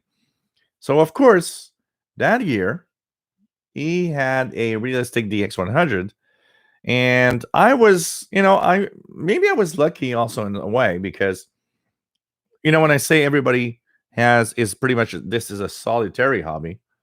Um, Most of us listened alone and had no one with whom to share our hobby. And I mean, if it wasn't for my best friend, that is still a best friend today, Jean Pierre, I would have been alone because I mean, my brother would just wake up in the morning and say, "Oh, you're listening to that static again?" Yeah. I had another friend that said, "Oh, that's cute." Yeah. And another friend that was like, "Oh, oh really? That's interesting." You know, so you're kind of alone. And we were pretty much all in the same boat of being relatively alone, even if though we're not in our hobby. But I was lucky to have my friend Jean Pierre that was as curious about everything, and he got the DX100 for Christmas. And for 1 year, we were always listening together. We had our radios next to each other. I would bring my radio to his place. He'd bring his radio to my place. We would listen to stations over the phone. We would make reception reports over the phone. And we would always go together to the post office. So we would go there. And I still remember I would go to the post office. And at first, we would just buy stamps and we would drop the letters in the mailbox that were at the park here. And it's still there. The same mailbox is still the same position today. It's like, wow, it's not the same mailbox. They probably changed it, but I mean, the position is the same. That spot, I mailed hundreds of letters, hundreds, really hundreds. And I wouldn't be surprised. I probably beat the 1,000 letters in that place. I would not even be surprised that I did. And we would go up to the post office. And it was the same lady every time, The first few times, like, yeah, I would buy, I want to buy, 20 stamps of 64 cents. And she would give me that sheet of stamps. Because that's the way it was. It was a sheet of stamps. She'd give it to me. And he would ask the same, Yeah, same as him. 20 stamps of 64 cents. So 64 cents in 83 was the price to send out international mail. And I would buy these envelopes. These envelopes with the colored stripes around it that says airmail. From what I understood is that Canada always sent airmail. But I would still buy these striped envelopes that said airmail just in case they didn't understand it was airmail. And I don't know. We've been doing that for several weeks. Then that lady looks at us one day. It was I'm pretty sure it was a Friday. I have that feel it was a Friday. We were off from school for some reason. And she looked at us. She says, "Okay, guys, I'm curious. You guys come here every week, every 2 weeks, asking for 20 stamps of 64 cents. What the hell are you guys doing with these stamps?" Because she couldn't grasp the idea of, because I'm sure she didn't have a lot of like 14-year-old guys that would ask for stamps, except for their moms or whatever. and especially not 20 stamps of 64 cents all the time. So we looked at her and said, okay, well, we're listening to international broadcasts on shortwave, and we send out to stations, and they send us stuff from all around the world. And she's like, oh, wow. And a week after, or 2 weeks after, when we went back, I said, I'm going to bring you some, letters that we get. And of course, I brought letters from like Radio Moscow, Radio Berlin, and East Germany, and all sorts of correspondence. And I showed her what we were having, and she looked at it and she was like amazed, and she said, "Wow, this is so amazing, and what you guys are doing is so beautiful." And then we would go every week, and she would like 20 stamps. Yep, 20 stamps. She wouldn't even ask what type of stamps or anything. She would just look at us. I remember, I think once I went to the post office alone, and when it got to my turn, she just put the sheet of stamps in front of me and says, "Hey, voila, it's gonna be $15." She was like, "I know this is what you're coming for." So it was kind of interesting, and it was funny, and I still remember putting the letters in the mailbox at the park, and thinking that Dad is going to go to a country somewhere around the world, and somebody's going to answer back and send me a letter. And it was like, wow, it's crazy when you think about it. And I'm so happy to have been part of all of this. I mean, it's just crazy when you think about it today. I mean, um, I don't think there's certainly not a lot of young teenagers today that even know what is mailing a letter or whatever.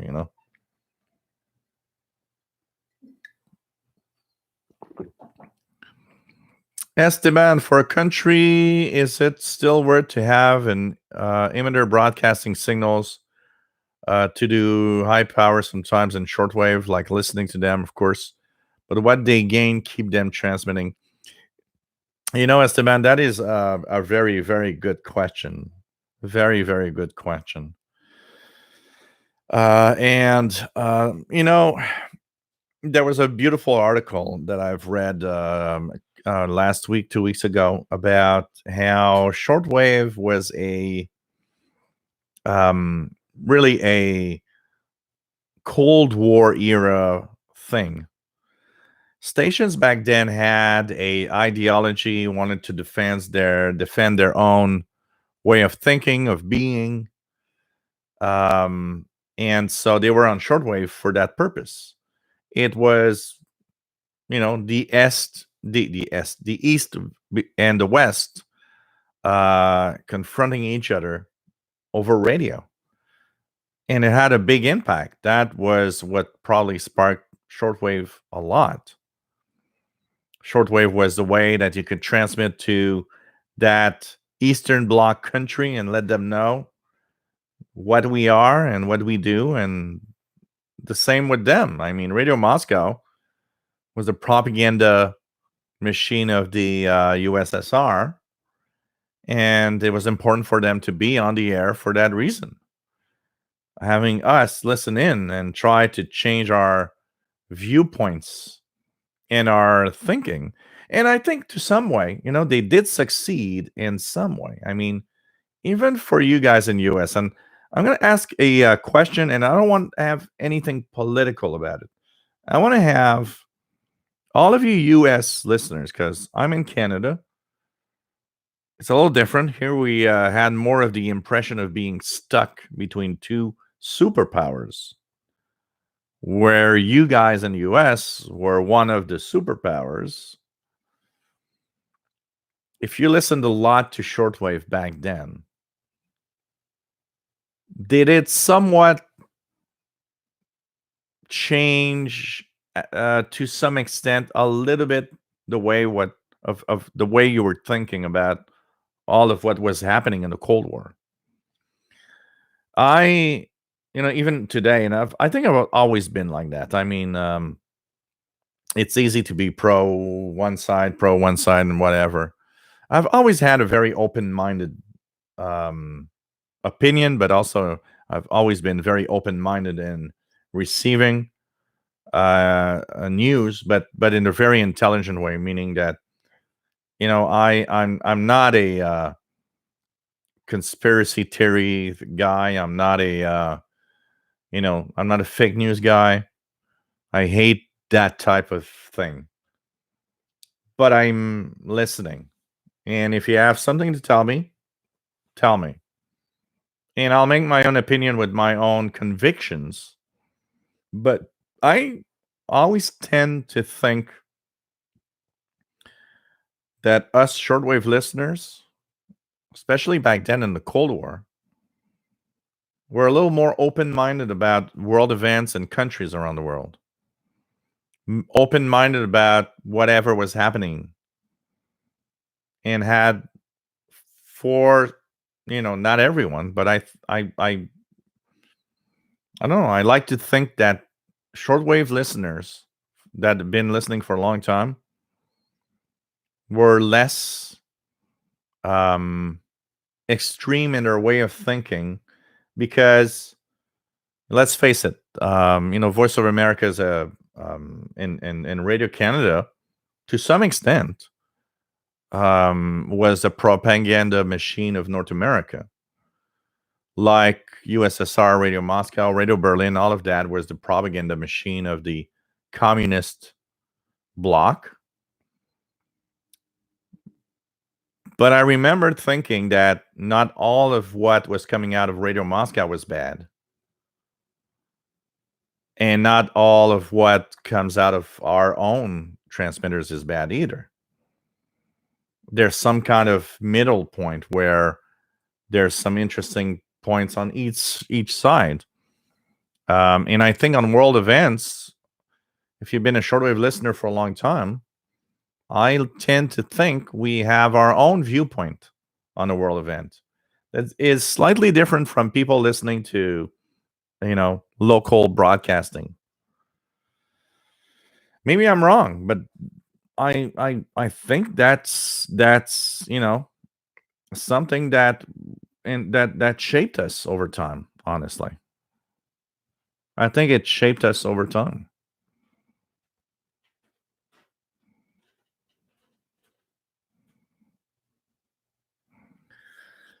Oh man. Oh, Mike Hill had a Radio Polonia send a cookbook. So now you can, you know what, Mike? You're going to invite us and cook us some Polish food. Oh, that's nice. Nat 5600. Nice to have you here. Where are you located?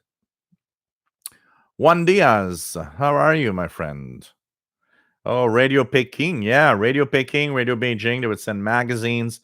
You guys remember from Radio Beijing, they would send us these little cutouts that were like thin paper cutouts of the Chinese. Oh man. So the year of the rooster or whatever, the Chinese. What the fuck did I? Whoops, sorry. How can I forget about? So it was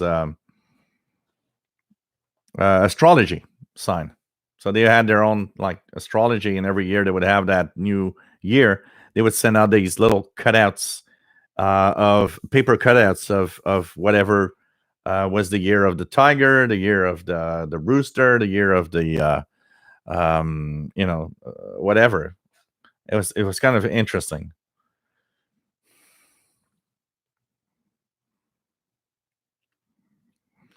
B3J8 says usually it's one person at the station taking time out of their busy day to answer QSL requests, and often their attitude is so what.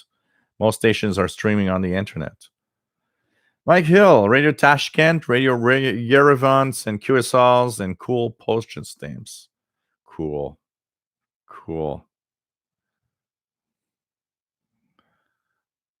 Jeff King says, yeah, in the 70s, pennants, bumper stickers, magazines, travel leaflets, maps, pens, all kinds of stuff. Absolutely. It was really, really crazy. Really crazy. Mike Hill says Postman was probably thought I was a communist since I got a lot of letters from the Eastern Bloc countries. And imagine us, I'm sure in the US and in Canada, all of us receiving Eastern Bloc country letters and Radio Moscow letters.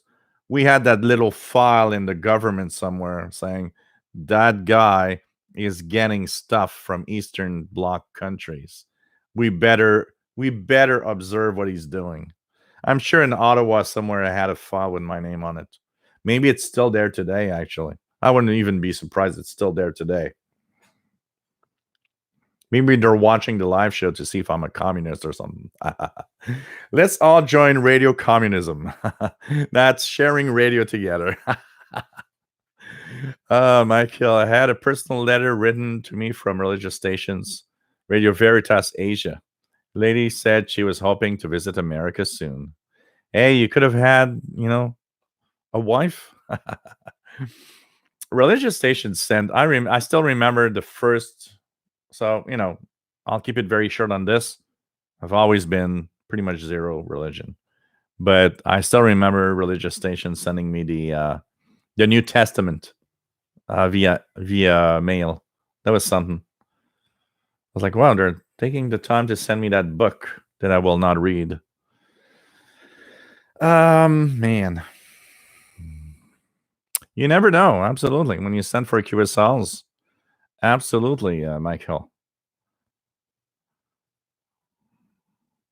Hey, Kadarius, take care, my friend. Jeff King, I had a book from one of the Eastern Bloc countries. Ought to visit a socialist country.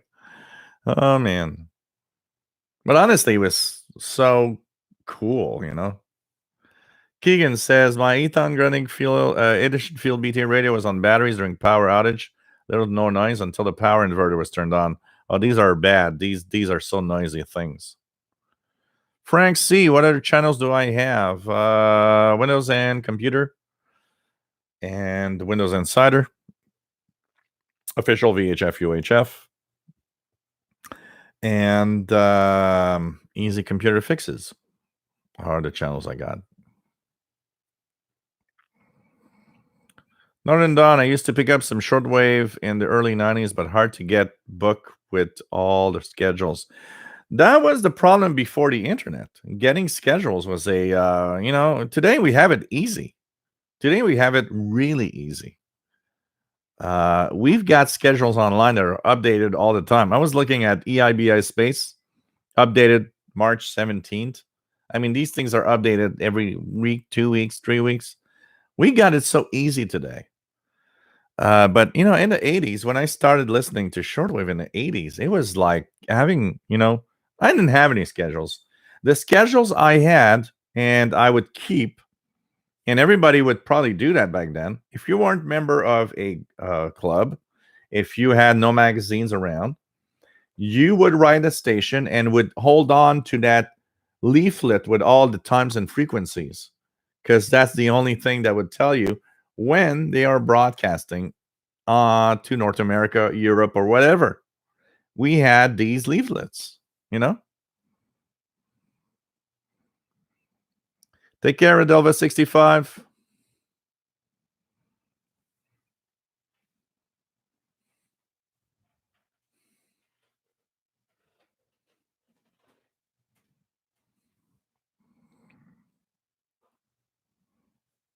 I never did send a reception report or anything to Radio Free Europe, Radio Liberty. I don't know why I never did do that, honestly.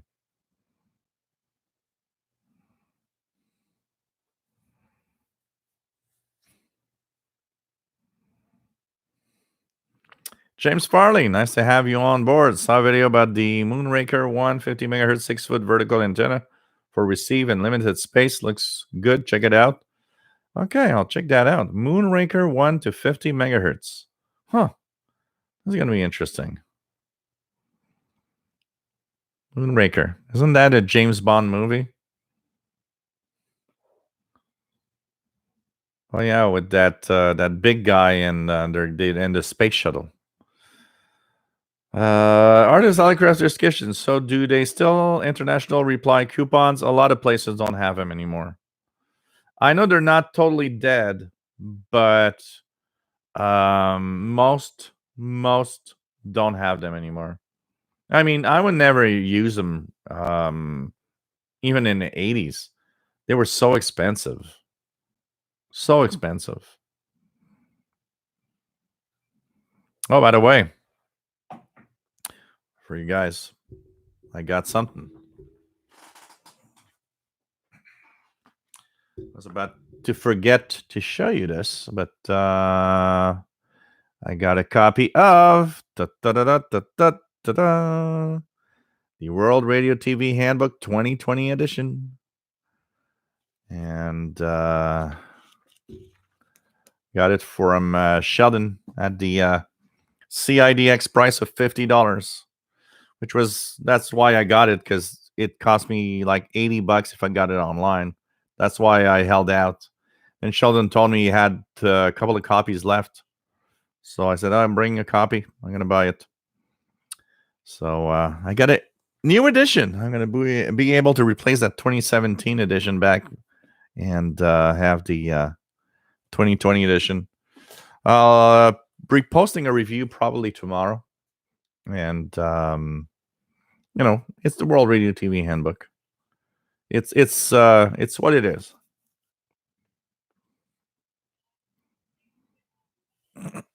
Mike Hill says they didn't have them at the local post office. Had to go to the big city. Oh, God. Oh, man. I was in big city, so everything was here. Glenn Zeckman. Nice to have you here, Glenn, from Tennessee.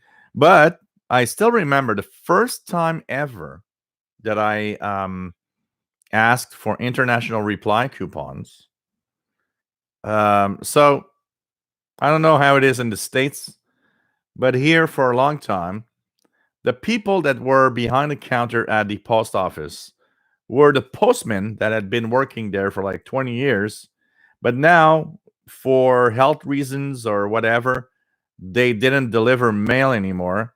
They would be at the counter at the post office.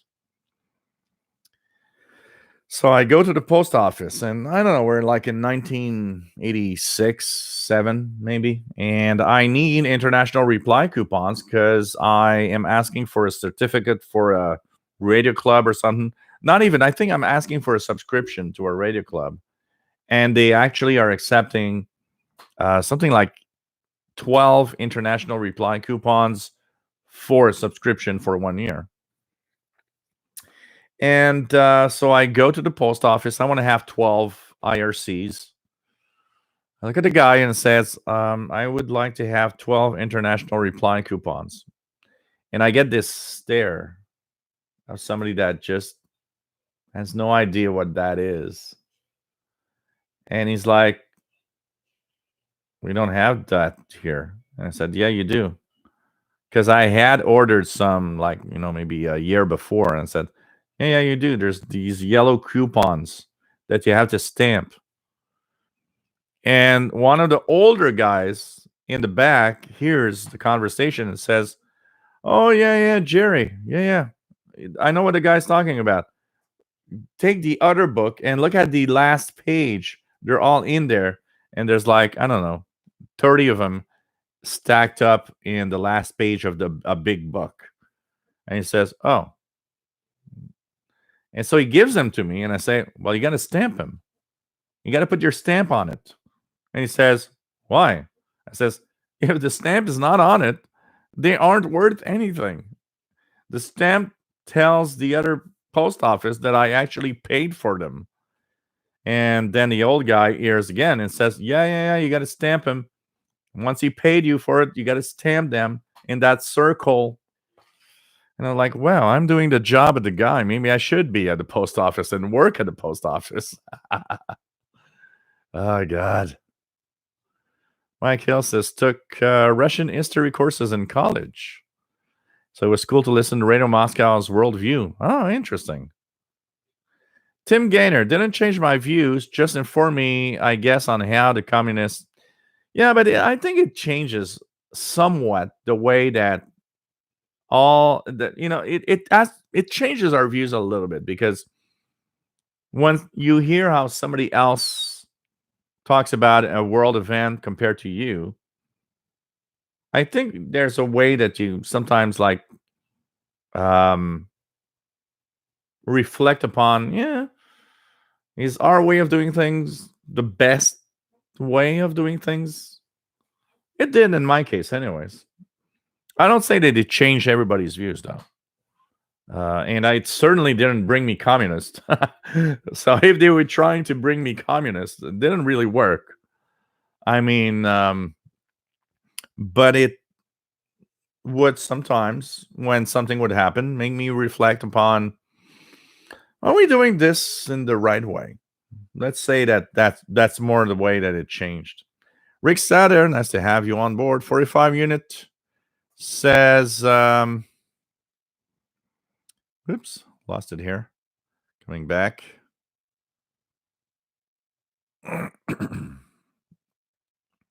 Okay, 45 unit. What? I'm lost here a little bit. Okay, 45 units says, I had opened my eyes a lot. Love Moscow Maybach and similar shows. Indy Packrat can help you out on a Cold War. I was born in 82. I do remember the wall coming down. 82 is when I started to listen to Shortwave, Indy Packrat. Dr. Sisop, nice to have you on board, my friend. Mike Hill, shortwave listening really helped me learn about the world, its different cultures and societies. Absolutely. I mean, we're not all the same. If we'd be all the same, it would be boring, honestly. B3G8, anybody remember WRNO and shortwave playing rock? Yeah, the rock of the world. Still remember the rock of the world. Absolutely. I got one of my QSL cards here says it's the rock of the world. Oh man. Matt says 80s were a freaky time when we were kids. Remember one summer, pre-dawn morning with the sirens going off. Turned out by mistake, but I seriously thought the missiles were coming. It was a weird time. It was a really weird time. Gaëtan Belil, goodbye. Fais attention à toi la prochaine. I remember when I think everybody in the 80s that were in the Cold War stuff, when the movie The Morning After came out, I still remember watching that, and I think it made such a big impact on what nuclear war could be like. I mean, we, in the 80s, for those that are younger, you guys don't know, but in the 80s and before that, I mean, through the Cold War that starts pretty much after World War II, up to the demise of the Cold War in like 1989, I think we're all in our mind thinking, man, we're going to die in a nuclear war someday. The missiles are just going to flow and it's all over. And that was the feeling of all of that back then. It's pretty crazy. Bob, nice to have you here from Massachusetts. How's Canada? Supermarkets are not too bad, except from toilet paper from, I don't know why, honestly. But no supermarkets. But most of the stores and stuff are closed, though. No bars.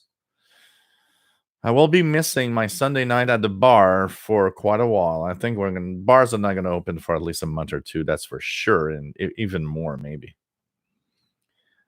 Yep, 7505 WRNO. Are they? They must be there tonight. Let me check it out here. 7505. Yep, they're there tonight. I'm hearing them pretty good here.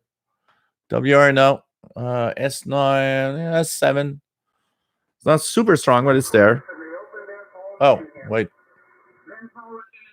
S9 plus 10, 20, plus 20. Pretty strong tonight. WRNO, but mostly religious stuff now. Unfortunately.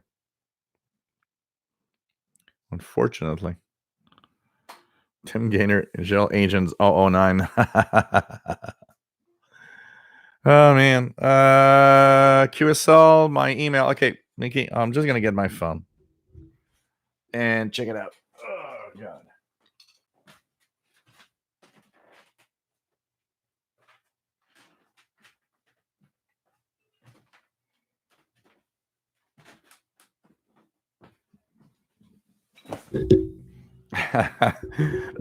The on the air sign is turned off. Yes, Brian, it's turned on now.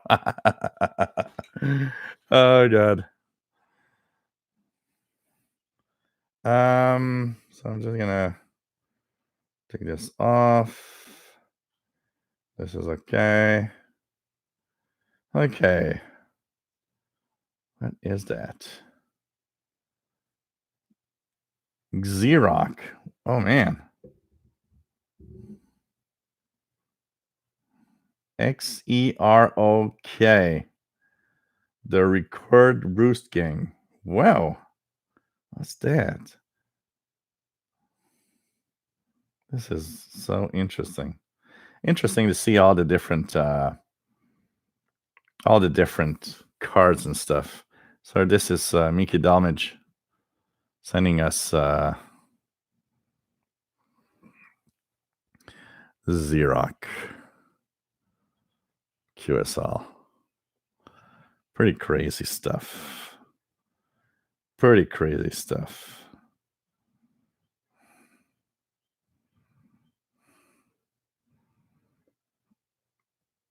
Oh man.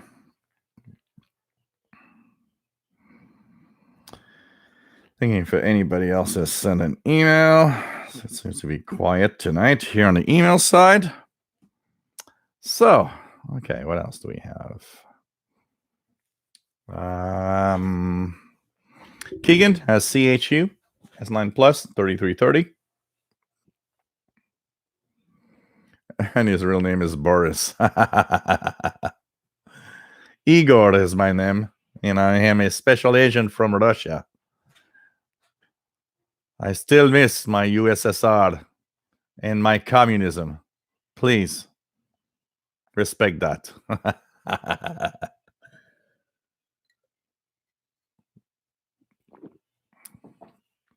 Frank C. Most news is one-sided propaganda. Well, it's a mix, just there's good and bad and stuff.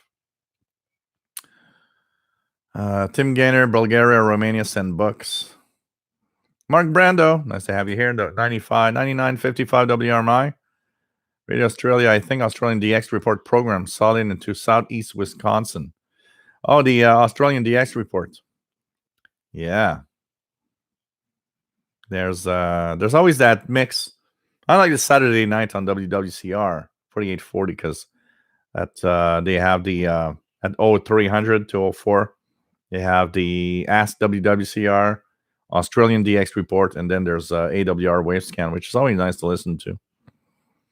Glenn says, I remember when I was in Vietnam, was told that someone was going to eat at our mess and read your name off. Wow.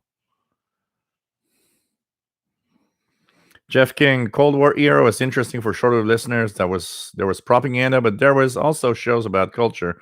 Oh, absolutely. There was some interesting stuff.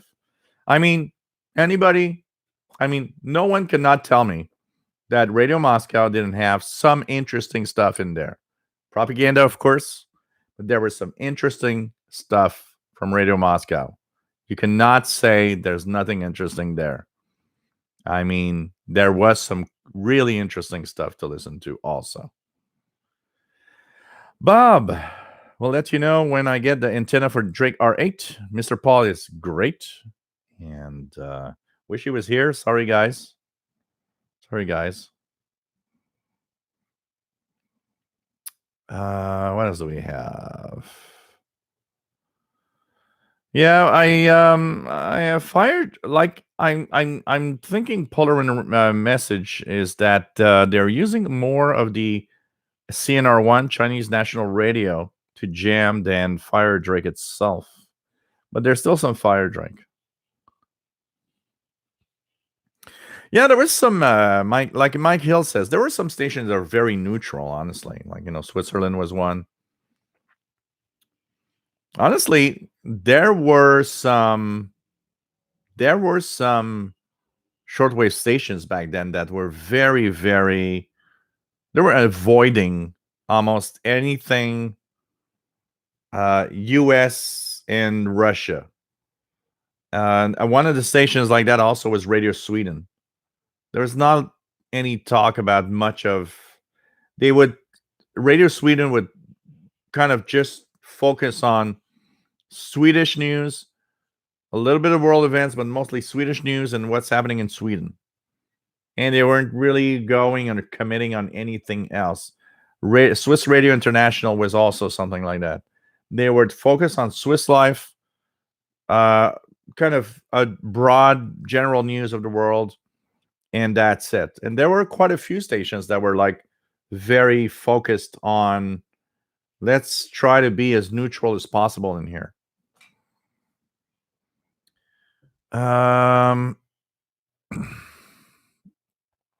Keegan has Radio New Zealand. I don't know if I don't think it's coming here right now, but let's try it. Anything on 13840? Oh, there's a signal actually. It's very weak, but there's something there. It's just not strong enough. But it is showing up. There is a peep of a signal. As we get into summer, Radio New Zealand will be there, actually. Take care, Nicholas. Always nice to have you on board.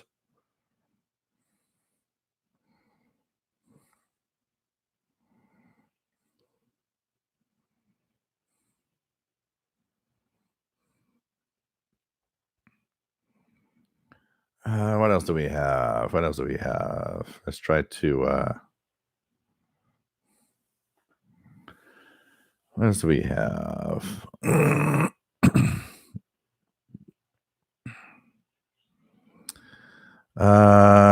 Lewinsky. Hey, did you speak to anyone from Italy? Corona.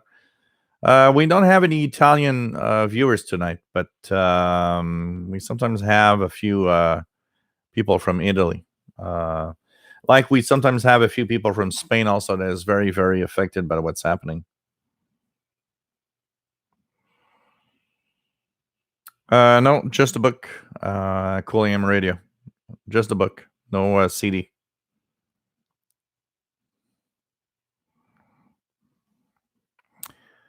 What else do we have? Mike Hill. David Monson from was the also Brussels Calling. Really great radio personality. There's a lot of really nice shows by them. Yeah, 5085, I believe, is Ham Radio Info Night. No. Oh man, this is great stuff from Bill. W2 WJS. I can tell he's been building for a long. Yep, WTWW tonight with some ham radio stuff. I think it's from the ham radio live show, basically. James Farley, do you have the any of the Havana Moon books? No, but I heard a lot of Havana Moon. That can tell you. And actually, I've got a little insight I will not tell, but might have known who Havana Moon was, actually. VT Radio, I have the exact same problem with IRCs at the post office. It's even worse when you try to pay for an international stamp with an IRC. The post office finally did away with them. What I understood one thing about IRCs, even back then, is that I remember. So for those that don't know what IRCs or international reply coupon are, they are made to pay for postage from another post office. So say you send a report. Technically, if you put an IRC in the envelope, that IRC pays for the return postage international. But two things happened with IRCs. There was a lot of countries that would kind of have a almost like a they would just be bad and say, well, yeah, okay, we'll send, but we need 3 IRCs to send the letter back. So they were kind of stealing money in a way by asking for more than one IRC to have that postage stamps. So a lot of stations that ask, I remember, for example, Radio Reloj in Costa Rica. When they send me a QSL, somebody wrote on the QSL card on the back, IRC next time. They really wrote on the card, IRC next time, meaning, okay, we send you now, but next time you better put an IRC. But when we were sending, they would say, oh, you need 2 IRCs. Okay, it's because only one is required for return. So you're kind of screwing me with 2. And there's a lot of screwing up going on with the IRCs. Hello, hello, Algeria. Hope you are doing well, my friend. Cool AM Radio, saying 7780 was indeed Wavescan. Vesti, nice to have you here. Poison Flower, does anybody remember the old pirate radio postcard Pirates Week? Would love to know what happened to that. Tells me something that kind of rings a bell. I'm not sure. Take care, David Martin. Take care, VT Radio. It's nice to have you here. Hey, Vasti. Not only no Bruins or Habs, no sports, pretty much.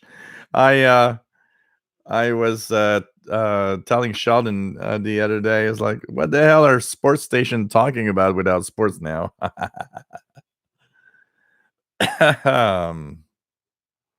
Tom DXer, in 62 during the Cuban Missile Crisis, used to practice hiding under our desks at school. Yeah. Imagine how it leaves a mark on a young child that there could be missiles and you could be dying tomorrow. Crazy when you think about it. So crazy. Oh, pirating with Cumbre. Oh, man. Oh, man. Simplio, nice to have you here.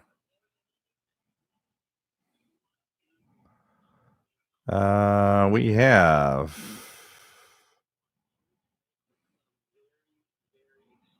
Keegan, 6070 CFRX, CFRV Toronto. That's 5.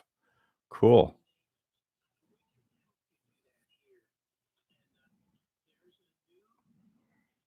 Yeah, DXing with Cumbre.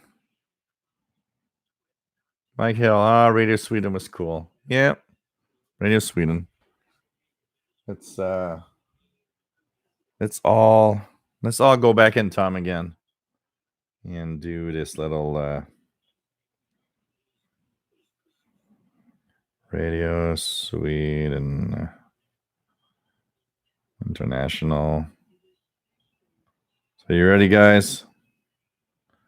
Are you ready, guys? Radio Sweden, Stockholm.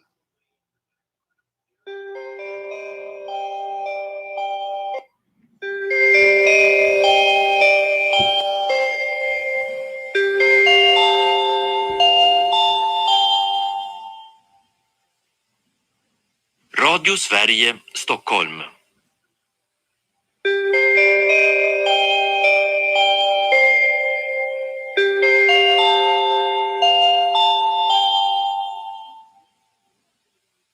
Radio Sweden, Stockholm.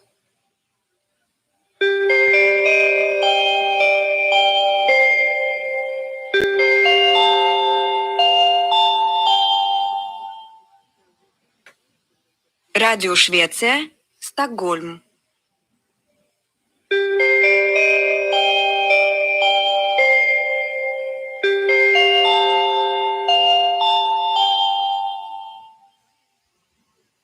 Radio Suecia, Estocolmo.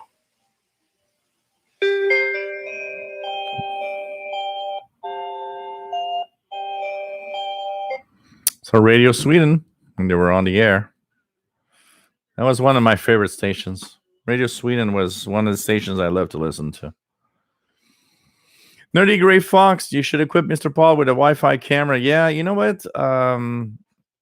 there's so many things I'm thinking sometimes, and you know what? There should be a Paul channel with like live feed all the time of whatever he's doing. I'm sure there would be tons of people watching whatever Paul is doing.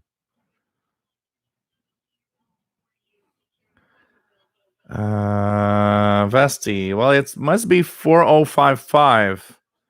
If you're hearing religious music, is Radio Verdad in Guatemala. Andy Packrat, do you ever run across a broadcast from a station that you can't find on the schedule? Absolutely.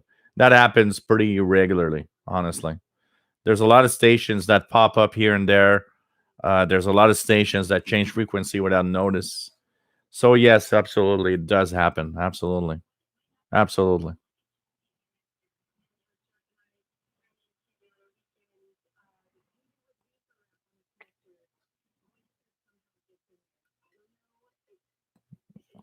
Yeah, autumn is coming for you guys. It's going to be spring here soon. And when is it? Tomorrow. I think it was March 19th. And you know what? Friday is going to be my birthday show. Friday I'll be 51. So it's going to be my birthday on Friday while I do the live show. Maybe we should have something different, a different drink or something. Let me check it out here. Yes.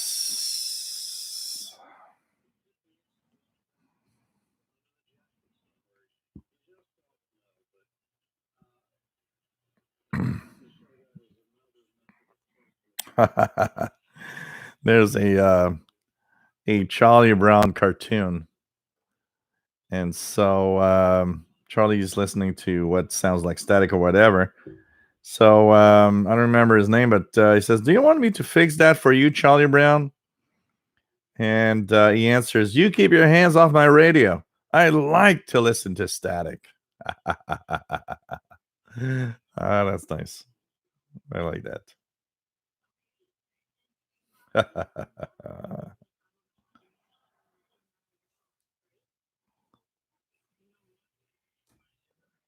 Take care, Tom DXer. See you Friday.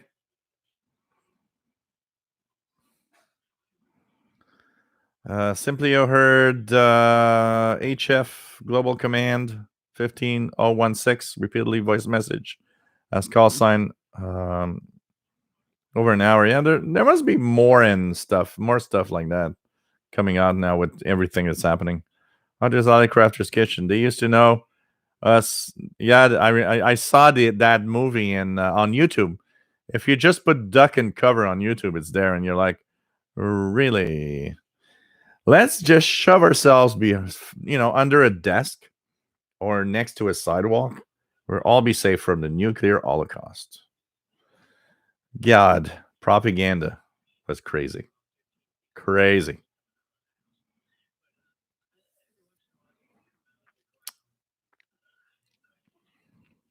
Crazy.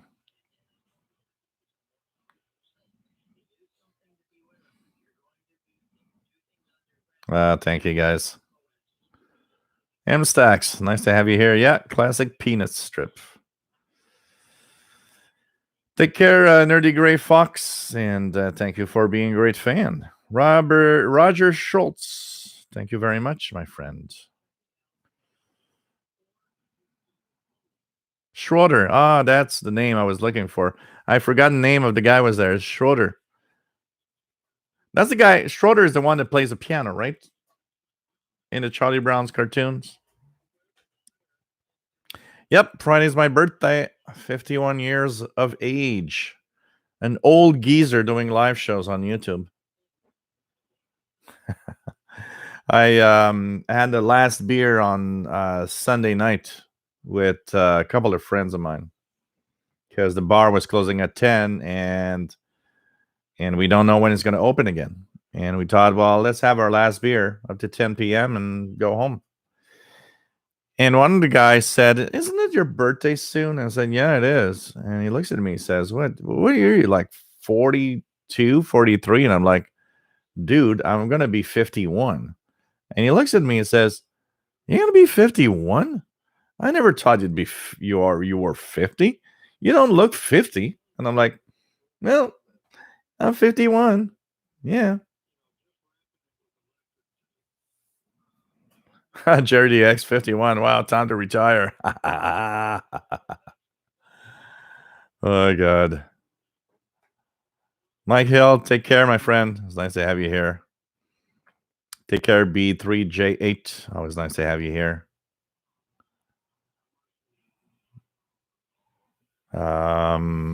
Take care, Keegan. Clam Radio, wish I was 51. I'm 65. Yeah, I know, but you know. Wash your hands and sing happy birthday to yourself. John Young. Polaron message. If you look at 3840 real quick, you'll see that frequency going crazy with K6 TXH. I don't know. Let's check it out here. 3840. Out of curiosity.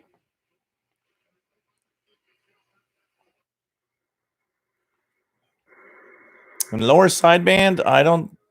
There's someone there.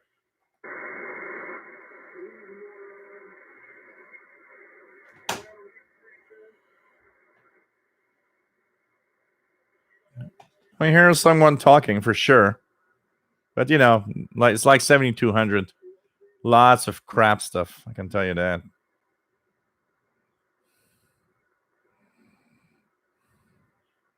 Lots of crap stuff on these frequencies.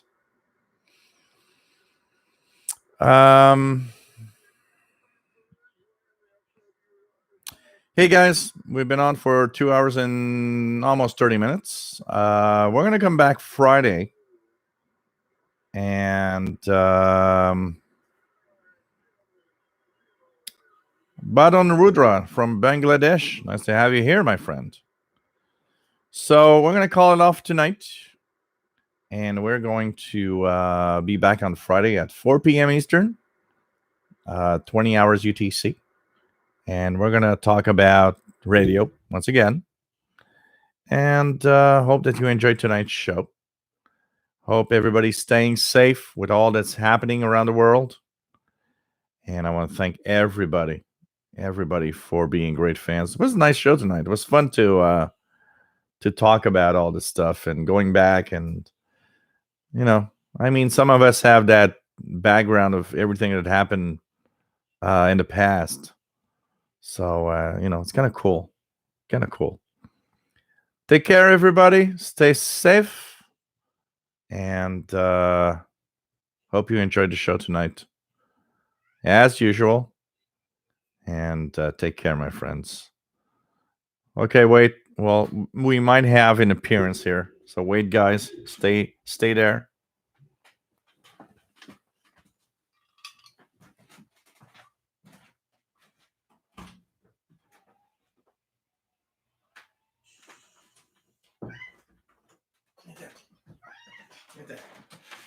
I heard somebody complaining.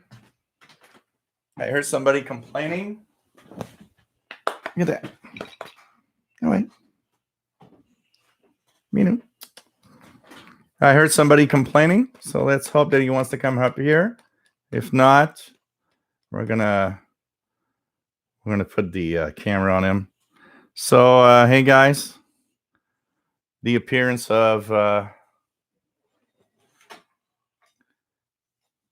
Mr. Paul the Cat saying hello to everybody. So here's Mr. Paul the Cat right here saying hi.